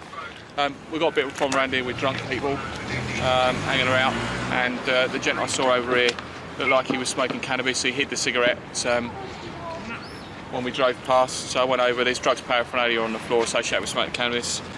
He had a small bag of cannabis on him. He's not been arrested before, so he's had a street warning for it because he's admitted what it is. As part of the robust approach to drugs on the borough, officers are out in force in a West London tube station. With the assistance of police sniffer dogs, they're about to carry out an operation commonly seen across the city, a passive drug search. With the use of the drugs dogs, they're going to be stopping anybody who they think has had contact with drugs. They may have them on them now, or they may have been in contact with drugs fairly recently. Strategically placed near the exit of the tube station, the police hope to catch out any drug users and dealers who might be carrying. Dogs straight away within 2 minutes, sniff someone out, positive indication. The officers are just searching them now, so hopefully we'll get a result. And the search proves positive. This is it. Inside the foil is the cannabis bud, and so he's been issued with a cannabis warning, and that will be bagged up at the station. That's a good result, that is. But these canine cops are not the only weapon in an operation like this. We've had a few stops. To be honest, it works quite well having the officers in plain clothes today. They've managed to stop some turnarounds as well. Turnarounds are people who see the dogs from a distance and decide to double back on themselves to avoid being sniffed out. Little do they know that plain-clothed officers are lying in wait. So it's just some foil found on a female male search, and then a crack pipe with using an inhaler. Put the crack in there and then smoke it. Plainclothes officers stopped them. Throughout the afternoon, the dogs make more positive indications and the cops find more drugs. The operation has been fundamental in getting the message across that the police will come down hard on people in possession of drugs. It's great because the public get to see police out in a uniform presence.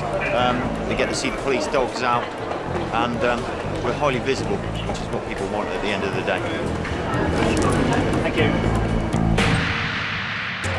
In part 4, fighting in the streets. Just put your hand behind your back, that's it. Just And a woman is suspected of drink driving.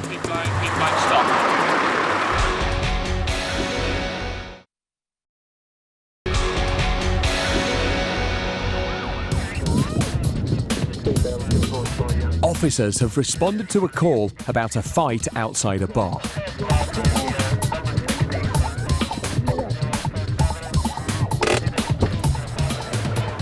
Two men are wrestling with police on the floor. You are. Plain-clothed robbery squad officers are arriving to assist their uniformed colleagues. Just put your hand behind your back, that's it. Just relax. Officer Lawson notices one of the main suspects is making his getaway. Stay there just for a second, we're in handcuffs just for a minute until I establish what's going on, just time being. There's 1, 2, 3 of us involved.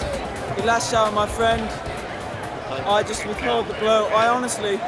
I wasn't trying to give him any more offence. But as this suspect cooperates, another kicks off with the robbery squad.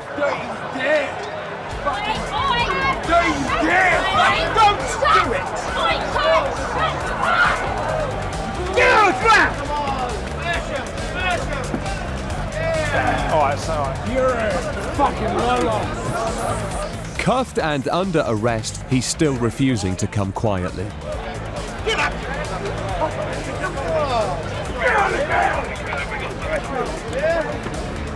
This man's aggression has landed him an £80 fine for a public order offence.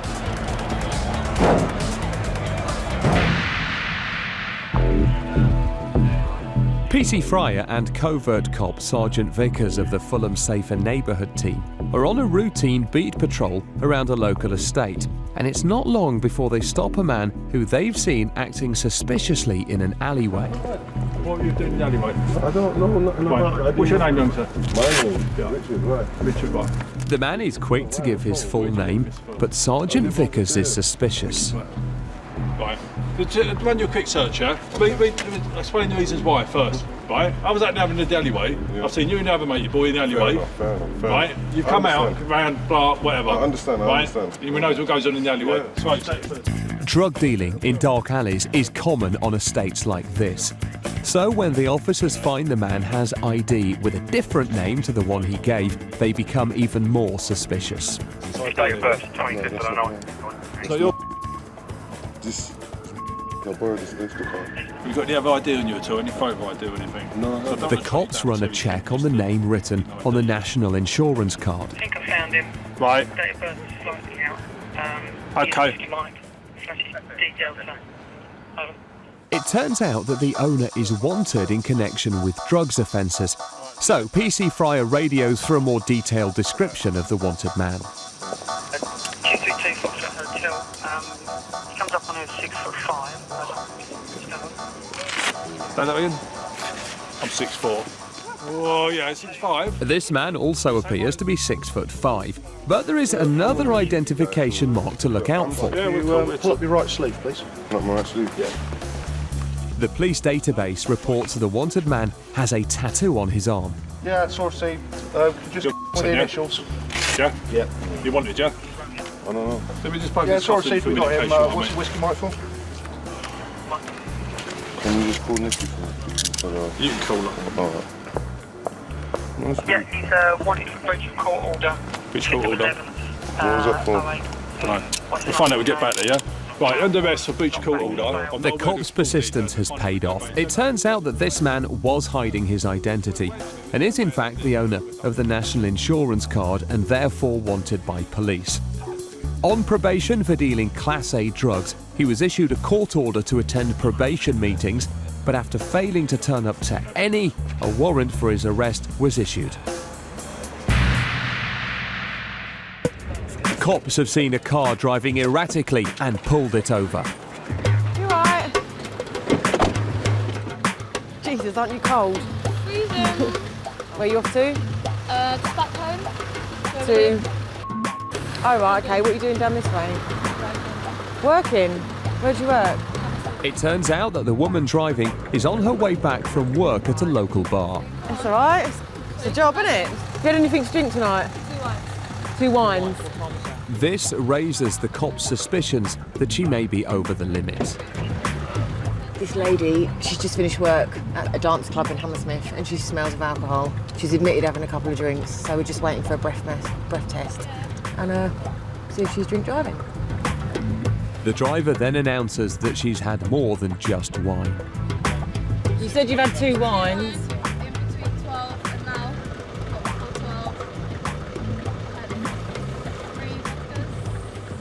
So PC Warns has no option but to ask the woman to provide a breath test. Keep blowing, keep blowing, keep blowing, keep blowing, stop. It's gone to red. Okay, you've been arrested for providing positive specimen of breath because I suspect you having had too much to drink. Latest figures show that in Britain over 6 people a day are killed or seriously injured due to drink driving crashes. Over 500,000 breath tests are carried out each year by police, and a staggering 20% come up positive. When this driver arrived at Hammersmith Police Station and opted for a blood test, she proved negative. She was under the legal drink drive limit and was immediately released without charge.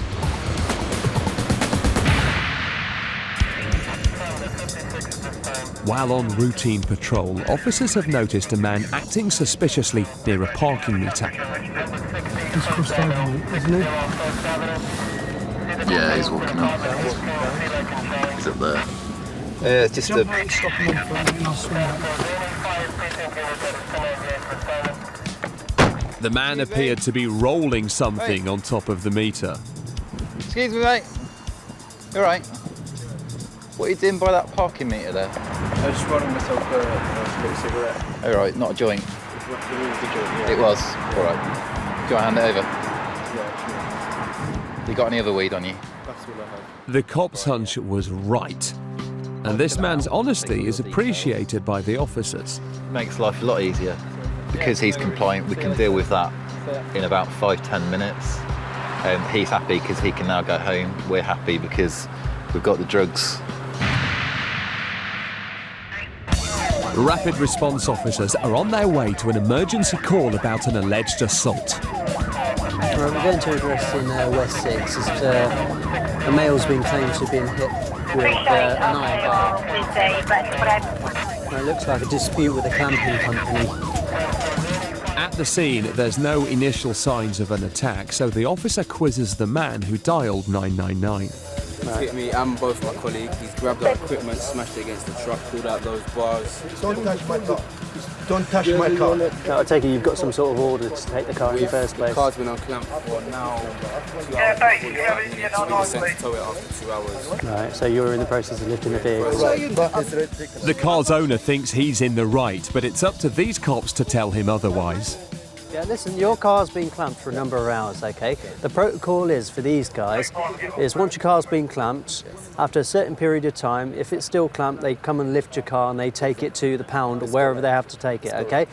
Within that period, you cannot obstruct them in any way. If they have to take the car, they're illegally entitled to take the car and you go and claim it from wherever you claim it from. You're right. But they're trying to take my car now. Yeah, but they're allowed to. They have to. They're allowed to. Realising that the clampers are within their rights, the man then starts arguing the toss with the cops. I'm telling you why you're taking my car. Saying, yeah, you know, I'm telling you what is happening. You're telling me what's happening. I've heard what's happening.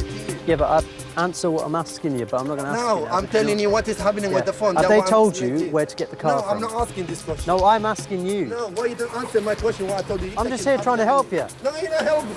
Well, just go away from me, sir. Just go away. Yeah, I'm not going away. I'm standing here. This is my area. I'm trying to ask you questions if you know where to get your car from. No, I know. Just in case. So this car, I need to phone them tomorrow. Don't be. That's all I ask. I'm not that stupid to tell me that. I'm not calling you stupid. No, I wanted to make sure. Listen.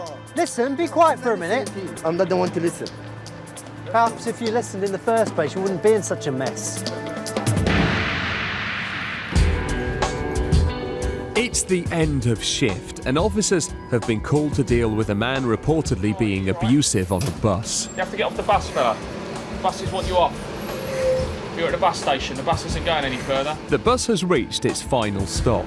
You gonna get off for me? But this passenger has no intention of leaving. What's your name? And it looks like he has no intention of answering any questions either. Right, fella, off we get. Yeah. A quick tug of the jacket rouses the man. It's all right, you can make your way off, we'll be happy, won't we? And once he stands up, it's obvious he's drunk. What's your name, fella? Got any ID on you at all? Identification?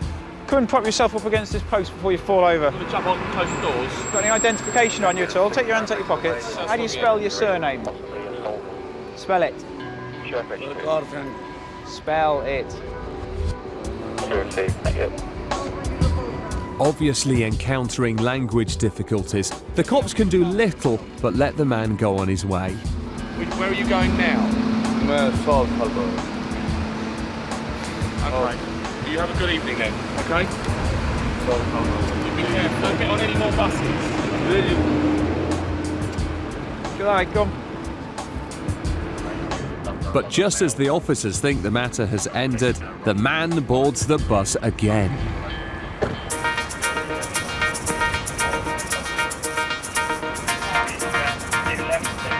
Where do you live? Go, walk off, go on. Where do you live? Only black. Go on. Walk off, walk away. Go. A stern warning is the same in any language.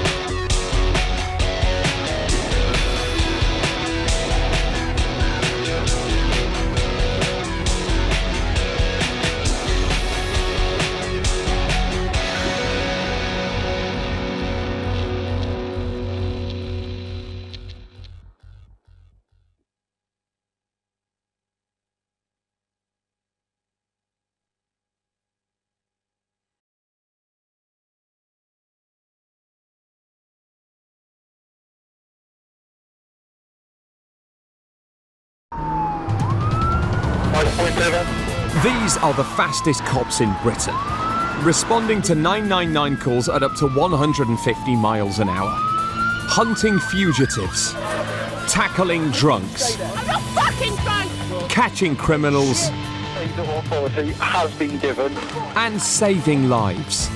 Use your mirrors! For these elite high-speed units, every second counts. They are Rapid Response. Coming up, dangerous driving. He's doing 110 miles an hour minimum. Booze-fueled brawls. A chase with a chopper. Yeah, units from 99, they've got people just coming out of a hedgerow. And nowhere to hide. What are we arresting you for? What have we done wrong then? Nothing. What do you have now?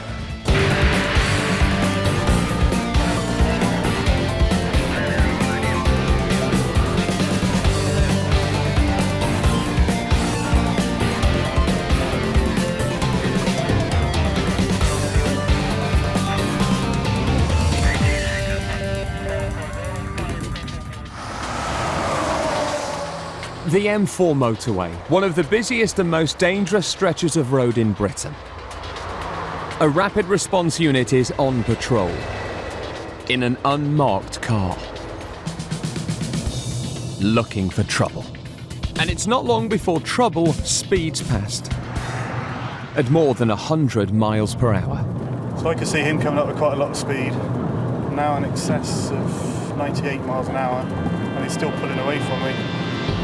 PC Glenn Powell is one of the most highly trained rapid response officers in the country. What I'm going to do is put the DVD on to film him. And that's very bad news for this law-breaking lunatic.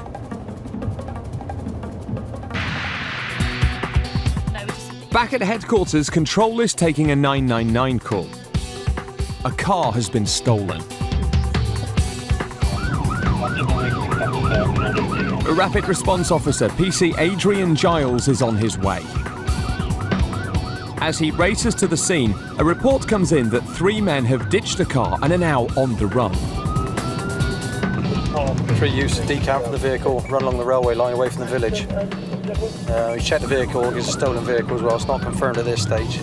We're just going to come and assist the local unit, see if we can locate the 3 offenders.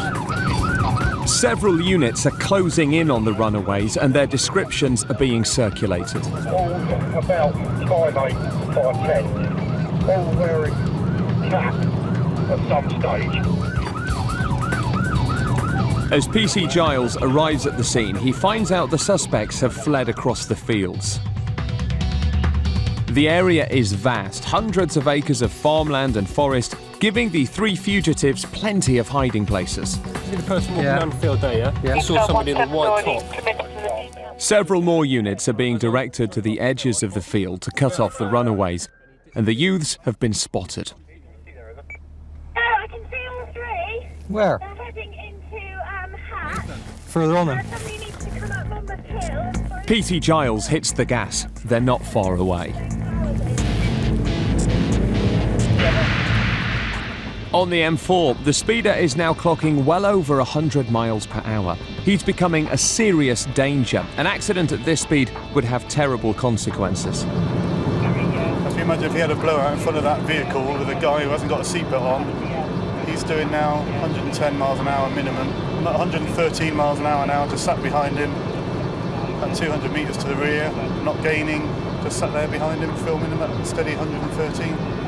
So you've got to think that's 43 miles an hour above the speed limit, at a speed that you should just never be travelling at. The speed keeps rising and rising. PC Powell has seen enough. He puts the blue lights on to pull the car over and let the driver know he's in serious trouble. Blue lights on, we should see a little bit of reaction. At last, the driver gets the message and pulls over to the hard shoulder. So you've been a 08 car, it's probably a hire car as well. Just open the door, safety banging me head. Now faced with the grim reality of getting nicked, the driver of the car is full of apologies and excuses. G'day. I'm so sorry. I was just overtaken from that point just to get back into this lane.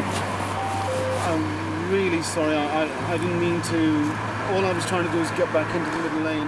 The problem is, sir, that what I did, I looked at my mirror and I could see you approaching at speed, so I could see you in the outside lane travelling at speed, and all I've done is let you come past me, and I've filmed you now on DVD for quite a distance, and you've sat at 113 miles an hour, 113 miles an hour for a 70 limit as well above the speed limit. Before you say anything else, I've got to say you do not have to say anything, but it may harm your defence. We're not mentioned now, something later on in court.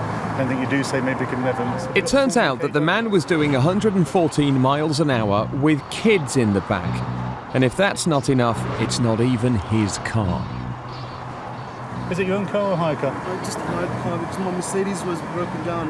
The problem is, though, you have a look on the safety aspects. It's a hire car that you don't know has had it before. And he can't even see out of the back window. We'll come back to the car and we'll get it sorted nice and quick. The man is led back to PC Powell's patrol car to explain himself, and the excuses keep on coming. I'm really sorry. I apologise. It will never happen again. I do hear what you're saying, but unfortunately, because of the speed you're travelling at, there could be, and I'll be honest with you up front, there could be a possibility you're going to get a disqualification. It might be for 10 days or a fortnight, but you will get a disqualification. Please, sir. I hear what you're saying, but unfortunately, I know it's an inconvenience, but as you probably appreciate, you're now travelling at 56, 57, 157 feet a second instead of 100 feet a second. So if something went wrong, there's nothing wrong with the tyres on the car that I can see because I've just checked them, but it's a hire car, you don't know who had it before, you don't know what's wrong with it, you don't know if it's suddenly going to develop a fault, or worse still, something in front of you, suddenly jam the brakes on or lose some luggage or something like that, and you've got to stop. It's not just your safety, is it? It's the kids. With words of advice ringing in his ears, the man is led back to his car. His next appointment with the police will be when he appears in court, charged with driving at 114 miles per hour. PC Giles has arrived where the fugitives were last sighted. But he can't get all the way there in his car. He has to cover the last stretch on foot. 3 offenders are being followed by another officer coming across the field. They try and cut them off. Helicopter's on the way as well, dog unit's already here. There's quite a distance to cover for the officers. But for now, the suspects aren't getting nicked for anything. The officer has lost them. They've managed to go to ground and the trail has gone cold. They went in that end, did they? They went in. Tracking dogs have now joined the hunt. The dogs are trained to follow the freshest human scent. And within minutes, the helicopter is overhead. With the dog's nose and the police eye in the sky, the fugitives can't hide for much longer. We've got Hotel 99 here now, doing the area search. No trace of them in a moment. So we've got more fields than that. I think 99 will probably use the heat seeker, see if they can pick anything up from that. The chopper's thermal imaging cameras are trying to pick up the heat source, but the suspects are hiding in thick woodland.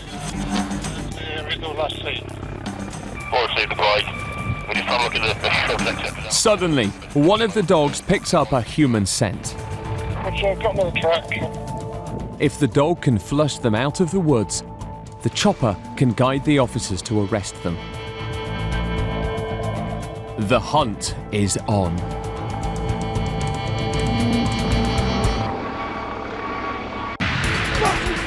Coming up, a drunken reveller gets gassed. Helicopters and dogs close the net on the suspected car thieves. Yeah, units from 99, got people just come out of a hedgerow. And women cause mayhem on the streets.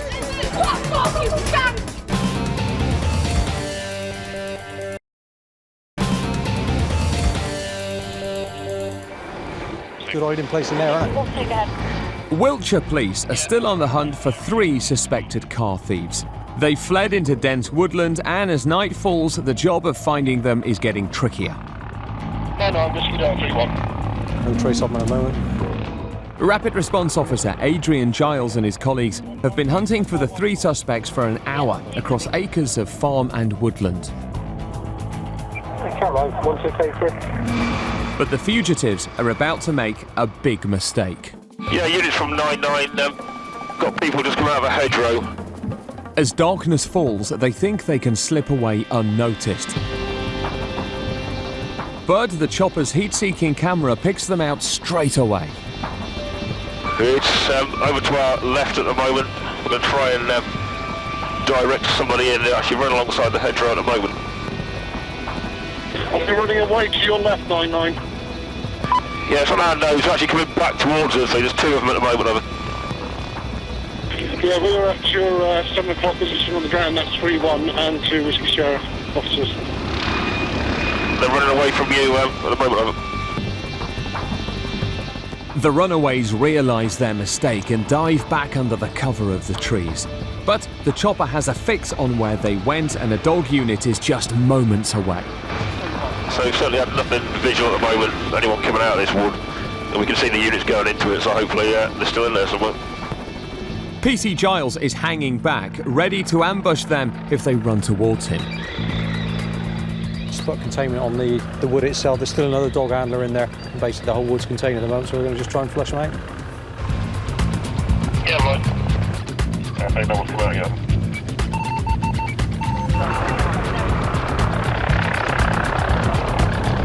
I can hear people crashing through the woods.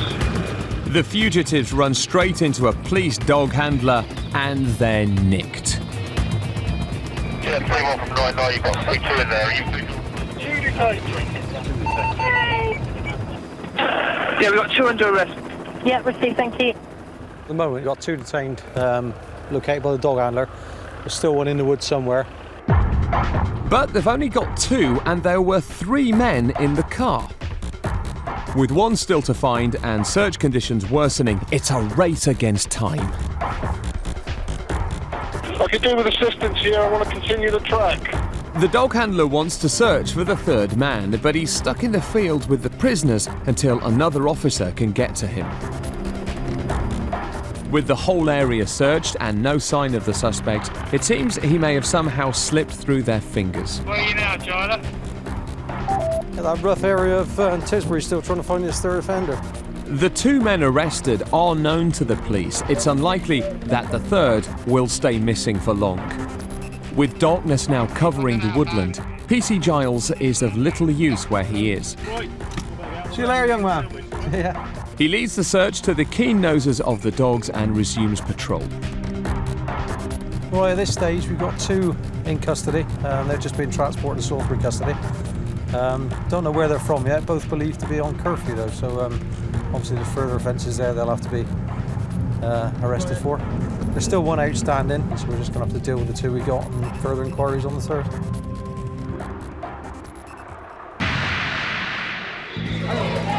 It's Saturday night. Alcohol-fueled revellers line the streets and rapid response cops lie in wait. It's only a matter of time before trouble breaks out. With mayhem on the horizon, rapid response officers Owen Dillon and Di Howells have parked their car and are patrolling on foot. An officer spots a drunk man urinating against a shop window and the chase is on.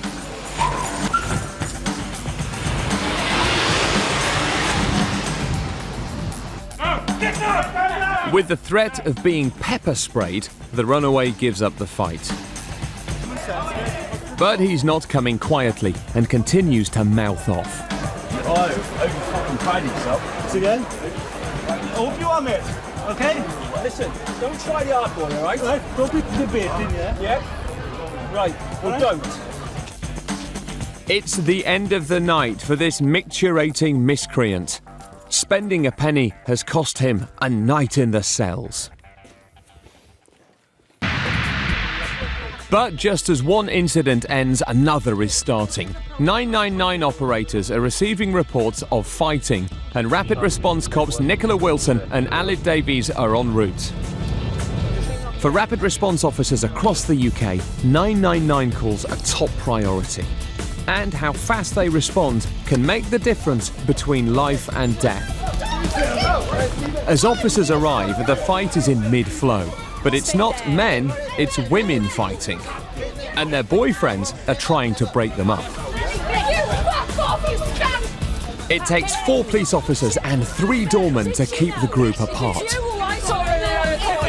2 women clashed earlier at the door of a nightclub and violence quickly erupted. They bumped into each other. She went for her. The 2 girls. Yeah. She went for her. Then we got them apart. They went that way, and then she came round the barrier. Yeah, we saw her and came back after her again. Nighttime fights often end in serious head and facial injuries, but on this occasion, the Rapid Response Unit arrived in time to prevent either girl coming to harm. Security man was saying. Cops now have to calm the girls down and make sense of what has gone on. She came on to me. We got the CCTV, don't we? Yeah, but what happened before that, though? Yeah, she pushed me. She pushed me. Same advice, right? Just take her home, right? Otherwise, if she carries on, she will be brought in, right? Take her home now. She needs to go home tonight. With the urinating man safely locked up, PC Owen Dillon is back on the streets on the lookout for troublemakers. And it's not long before some cross his path. It's a violent clash between two groups of drinkers. PC Dillon heads straight in and picks out one of the troublemakers. More officers rush in to arrest the fighters. He's gone like a bag of spuds. He's gone. Even with police there, the men are still trying to get at each other. PC Dillon's got his hands full, and other officers are struggling to maintain control. One man pushes a female officer twice and feels the full strength of her pepper spray.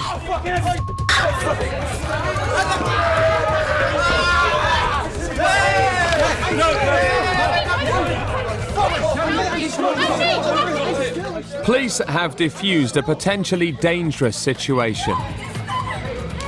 With one man on the floor in agony and another in cuffs, the drinkers can continue their night in relative peace. Almost. I love you, baby. This man's night is over. Oh, I ain't gonna walk in that piece of shit. And once officers investigate the fight, he could be in a lot more trouble. Listen carefully now. You're under arrest for assault. You don't have to say anything, but may harm your defence. Don't mention when questioned, something which you later rely in court. PC Dillon reads the man his rights and carts him off to a cell for the night. As an action-packed night draws to a close, revellers head home. But for some hardened drinkers, daybreak is no deterrent. Wiltshire police officers passing through a service station have been flagged down by a coach driver. What's the guy look like? Passengers on the coach on their way to London have complained about a man off his head on booze. Hello, mate. Yeah, mate. How you doing? All right? He's been sitting in other people's seats, and he's now getting off the coach with a teddy bear, a pink cardigan, and a bag full of children's toys. Much to the displeasure of the owner. Right, what's happening? No, thanks, that's mine. Right. Yeah, thank you. Didn't think it. Is this yours? And also, yeah, thank you. What about this stuff here? The man is so drunk that not only is he taking other people's bags, he can barely speak. You know, I love McDonald's. You what? You had a McDonald's? I love the Okay. Right, just lean against there. You're going to fall over? Do you want to sit down? Officers at the service station now have the drunk man on his own, away from the other passengers. One thing is clear, there's no way this man can continue his journey by coach, even though he thinks it's nearly at an end. Do you know where you are? Yeah. Where? I'm in near London. You're not near London yet, mate, no. You're in Wiltshire. Yeah, I'm at Lee Delhi on the eastbound with a drunk male on a National Express bus. The driver's asked him to get off and he's refused, so we've escorted him off the bus. As PC James Hines reports the incident, the drunk man's brother appears. You alright? Oh, yeah, that's my brother. He's off to London. Okay. Yeah. Can you just give us a little bit of room for a minute and I'll come and speak to you in a sec? And astonishingly, he denies knowing that his brother has been drinking, despite the state he's in. Sorry, well, the bus driver asked him to get off. Right. Because he's too drunk. Okay. You've been drinking, have you? Have you been on the bus with him? Yeah, I've been on the bus. That shouldn't be a shock to you then, should it? Well, no, he hasn't got a drinking problem, but I've not. All I've seen him drinking is actually from the Okay. Have you been seeing what he's been doing on the bus? No, he's been sitting down as normal. I haven't seen him drinking. Back on his feet, the man then tries to explain himself. Badly. I've not been passed up with you, you know what I mean? No, I know you're not. That's all right. I'm not being funny with you. I'm pissed off with other people. Yeah. And I don't know, it's just... You're talking rubbish, all right? I don't mean to be rude. No, it's all right. It's just, I hear it all the time. Just have a sit down a minute. Just sit down, because you're unsteady on your feet. I don't want you to fall over. Just sit down. One thing at a time. Just stay sat down and just chill out while we work out what we're going to do here. We've had the National Express guy just come up and say that I've pulled in here, it's a scheduled stop, and once I have, loads of customers have come up to me and said this guy's being a right pain in the bum. So we're not looking to arrest him, but what he needs to do is go inside, sober up, and the coaches come every half an hour. But the man has other ideas. Oi! Off the bus, you're not going on there anymore. This way. He's a one, isn't he? Safe. Good. No, this way. With a bit of gentle ushering by the cops, the pair disappear inside for a coffee. Just see what his demeanour is in there, what he does. Police follow him in. 9-5. And 30 seconds later, he's on his way out again, now in cuffs. Yeah, our gentleman's been arrested now by myself on this log at Lee Delhi, 4:05. He hasn't gone for a sobering cup of coffee as requested. He's been arrested for being drunk and disorderly. How many chances do you need then, eh? I don't know. Too much cider, mate. Too many. If there's any drink involved, it's normally drink drive. But he's just determined to get back on the bus, which obviously we can't have him doing, and we wanted to give him a chance. He's just abusive towards his brother, so it's disorderly behaviour. We don't, people shouldn't have to tolerate it, and he's got arrested. But he's not drunk, according to him. But then my version of drunk and his are probably very different, so... Reality then begins to set in. What are you crying about? And he begs for his cuffs to be taken off. I'm not taking them off, no, because you're near a motorway and you're drunk. He was after a ride to London, but the only ride he's going to get is straight to a police cell.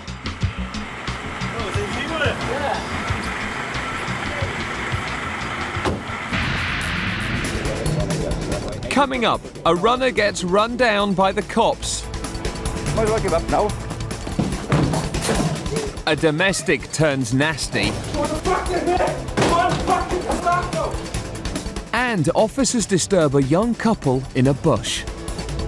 It doesn't matter, it does, because I'll arrest you now.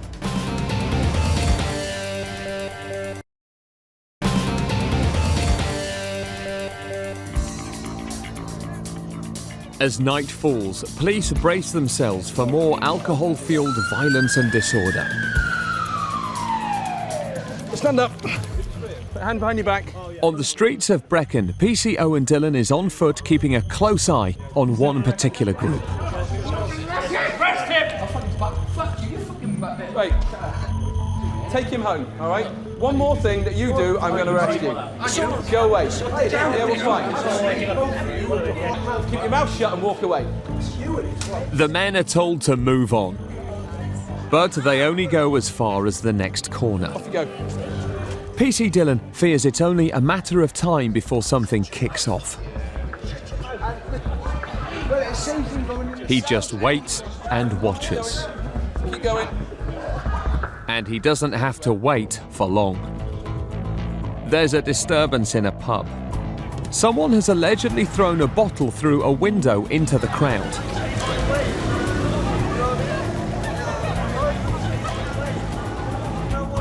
No, he started Come with me. now.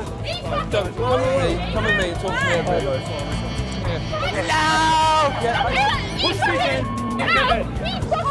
Hello! This one. With so many drunken revellers, it takes a bit of detective work to unravel what happened. Stand with that officer. Did you see who threw the bottle, did it? Yeah, the young man with the blonde with the necklace. Just show me. Don't point out which one it is. Okay, right, you've been identified by description. He's obviously pointing you out. You threw a bottle through a window at a member of the staff, right? All right. With the suspected bottle thrower in custody, it seems that this incident is over. Right, you, sling your hook. But PC Dillon's work is anything but. You need to go as well, all right? Okay? She's been involved in something inside as well, but let's get rid of her. Go home now. Don't stop there. Go. Go. Go away. Don't tell me to go away. Once more, I'm going to arrest you. Oh, fucking arrest me then. Despite several warnings, the girl just won't keep her mouth shut. You're under arrest for being drunk and disorderly, right? I'm not fucking drunk. Well, you're under arrest for a public order offence then. All right? You can come with me. Right, you've been arrested for Section 5 Public Order Act. You don't have to say anything. It may harm your defence. Don't mention when questioned. Something which will later lie in court. Even in the back of the police car, she's insistent on making things worse for herself. I'll follow you back in a sec. Section 5, OK? Yeah, Delta 28 from Tango 20. And the suspected bottle thrower will be thrown into a cell until police work out what's happened. David Powys Police. 60 miles away, David Powys Police are faced with a very different incident. A panic-stricken woman has dialed 999, claiming her boyfriend has become violent. Rapid response teams know just how important it is to get to this one fast. We've had a report of a domestic ongoing at North Dock. Female's quite distressed. But in the UK, nearly 200 women are killed every year in incidents of domestic violence. Within minutes, Tango Alpha 63 is in the area. Another unit has arrived just ahead of them and is tending to the girl. What number? The man has allegedly kicked her car and fled into a house across the road.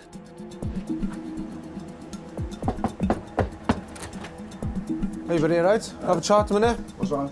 Well, I'm going to ask someone to find out. Rapid response cop Stuart Flynn immediately wedges his foot in the door. He's prepared for anything the man may try to do. I'm just going to have a chat to do about this damage to the car outside. What damage on the car?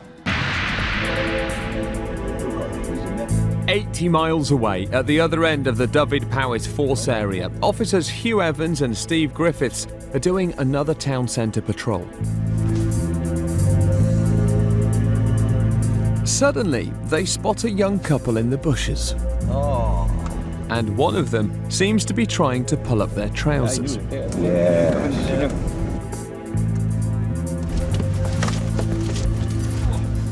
You're in the full view of everybody. I know that, but... Couldn't you have found a better place? What? Couldn't you have found a better place or what? Yeah. Huh? Yeah, of course, of course. The man doesn't seem to think he's doing anything wrong. What? It don't matter. It doesn't matter, it does, because I'll arrest you now for public indecency. Okay? While PC Evans is taking the man's particulars down, the woman is struggling to get hers back up. You need some decency, and you couldn't care what you're doing on the side of the road there? Could you? Yeah, I know. No, no, you couldn't, could you? Yeah, well, I should have thought about that. Wouldn't it have been easier and better to have taken this young lady home and done whatever you're doing inside the house? Oh, yeah? Did you hear me? Count yourself lucky that you're not coming in next this time. Wrong. Of course you have. Now that he's calmed down, he begins to hear what PC Evans is saying. That isn't a place to do what you were doing, right? Yeah, all right. I should go back to mine. Have a bit of sense then. Yeah, I know about that. All right. Don't let me see you again tonight. Otherwise, you won't. You'll be a customer. You'll be a customer of ours in Haverford Police Station. I'm sorry, mate. Yeah. Ta-ra. With words of warning ringing in their ears, the loving couple walk off to their house to possibly finish whatever it was they started in the bushes. I could see it coming, could you? Yeah. Pardon the pun. Meanwhile, PC Flynn still has his foot in the suspect's front door. 86. Other officers are taking a statement from the girl. PC Flynn is just waiting for the nod to say they have enough evidence to arrest the man. There we go. I'm so happy that I wanted you to come here tonight. Well, you booked a big car for it. What do you want about it? The signal comes to make the arrest. All units brace themselves. Yeah? Okay, mate, you're under arrest. He's not going to come quietly. It's all over in an instant. PC Flynn's pepper spray has floored the man and choked everyone else. But not before the suspect threw a chair at officers.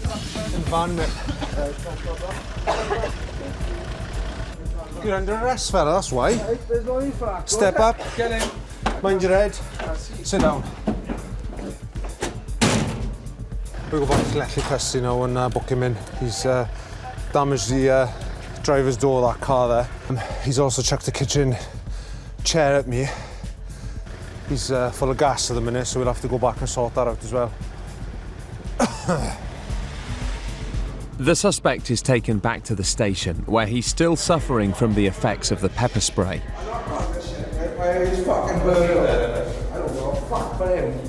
For me? Yeah, you spray pepper spray, right? Yeah. Have some water, please. That's the least you can do for me. You don't want to put water on it, mate. Make it worse. Put on there. We'll sort you out now. Yeah, we'll sort you out now, fella. Pepper spray in one bottle on his fucking... He's arrested on suspicion of causing criminal damage and assaulting a police officer, and left to cool off in the cells.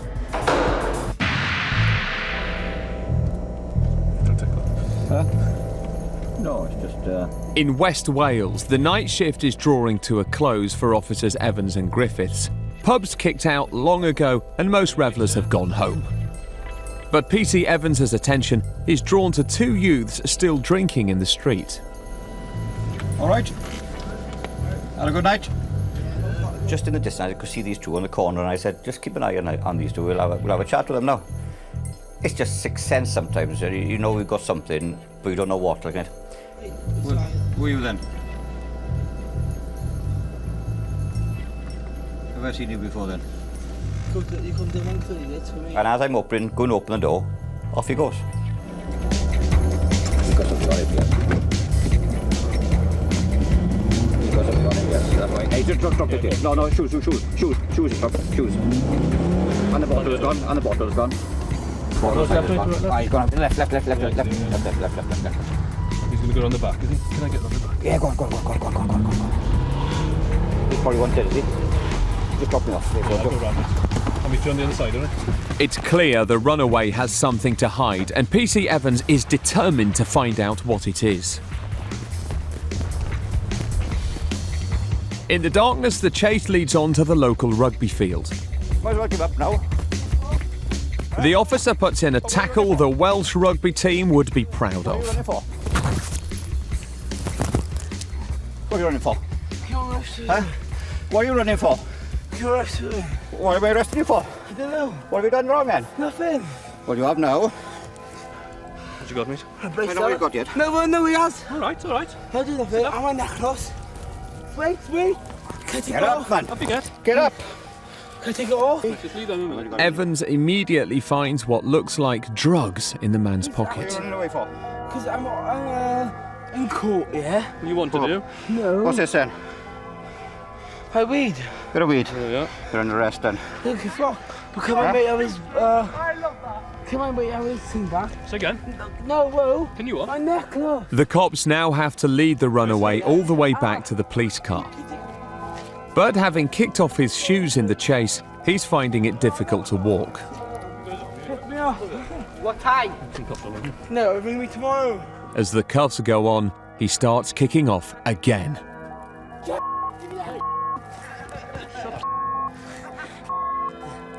See, look, abusive, aggressive.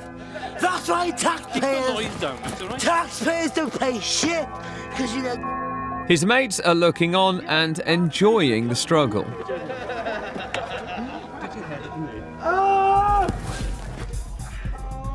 Hey, clear off, boys, all right? Just clear off. All right? With one youth safely in the car, PC Griffiths' attention is drawn to his mates, who seem to think it's a big joke. That's my brother there. Give me sandals! Can't you stop? Go on, Give me sandals! Did he have a sandals? Yeah, from 3-3. Can you show 100 to Charlie Hotel custody, please? With one drunken disorderly and possession of cannabis.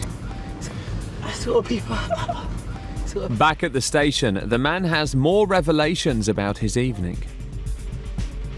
How much you have to drink tonight, man? About 20 cans. 20 cans. Or more.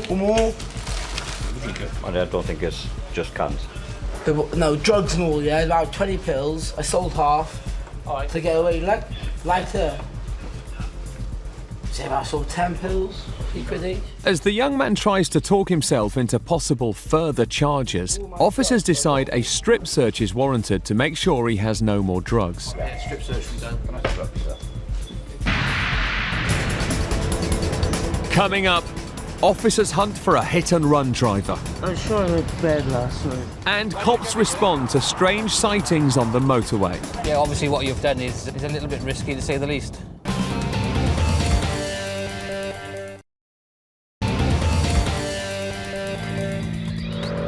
A new day is dawning in West Wales, and for Dyfed-Powys Police, the action doesn't let up. 999 calls are coming in of a hit and run. Reports say a car has collided with another at a junction, but hasn't stopped and has made off at high speed. Rapid response cops Larry Edwards and Paul Rees are on the hunt for the fleeing vehicle. The offending car has overtaken the two stationary vehicles and ploughed straight into the car that was pulling out of the junction and failed to stop. They've said at the scene that they believe that the driver was either drunk or under the influence of substances. It raises alarms if a vehicle has failed to stop. They've clearly got something to hide. They're either illegally driving or under the influence of drugs or alcohol. Out of control and possibly intoxicated, this driver is a danger on the roads and could cause more accidents. It's vital that Edwards and Rees find him soon.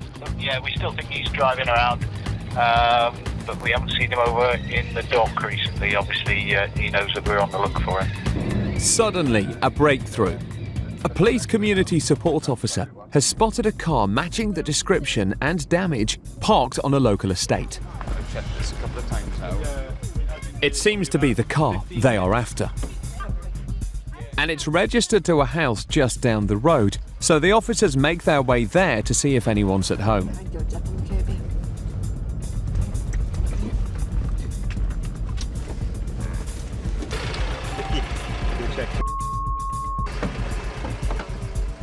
Backup units are called in case there's trouble.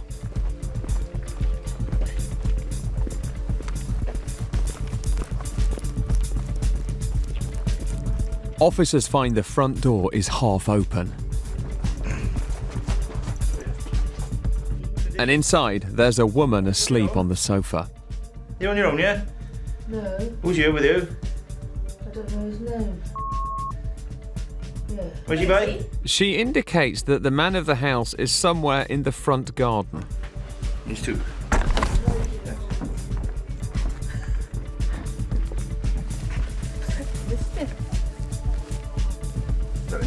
Hey, mate. Hiya. You okay? O'Leary. You're right.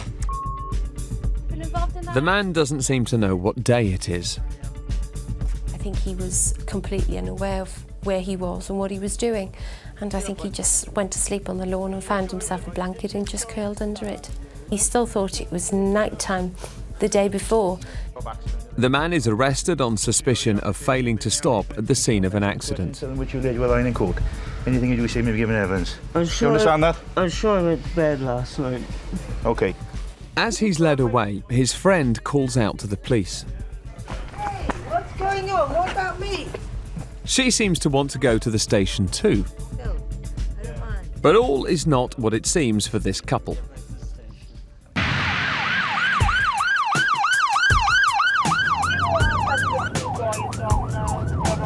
40 miles away, Rapid Response Officer PC Dave Stacey has another emergency to deal with. Should be somewhere along this road. Several 999 calls have been made, reporting people on the M4. The report of two young lads on the hard shoulder. So obviously in view of their safety and everybody else, we're going to make our way up there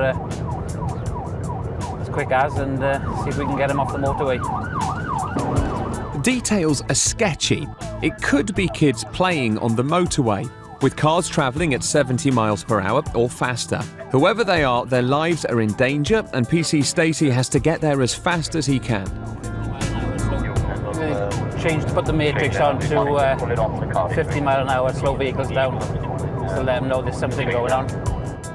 But as he and another unit approach the scene, it's clear there are no kids, just two men on rollerblades. It's not quite what PC Stacey was expecting.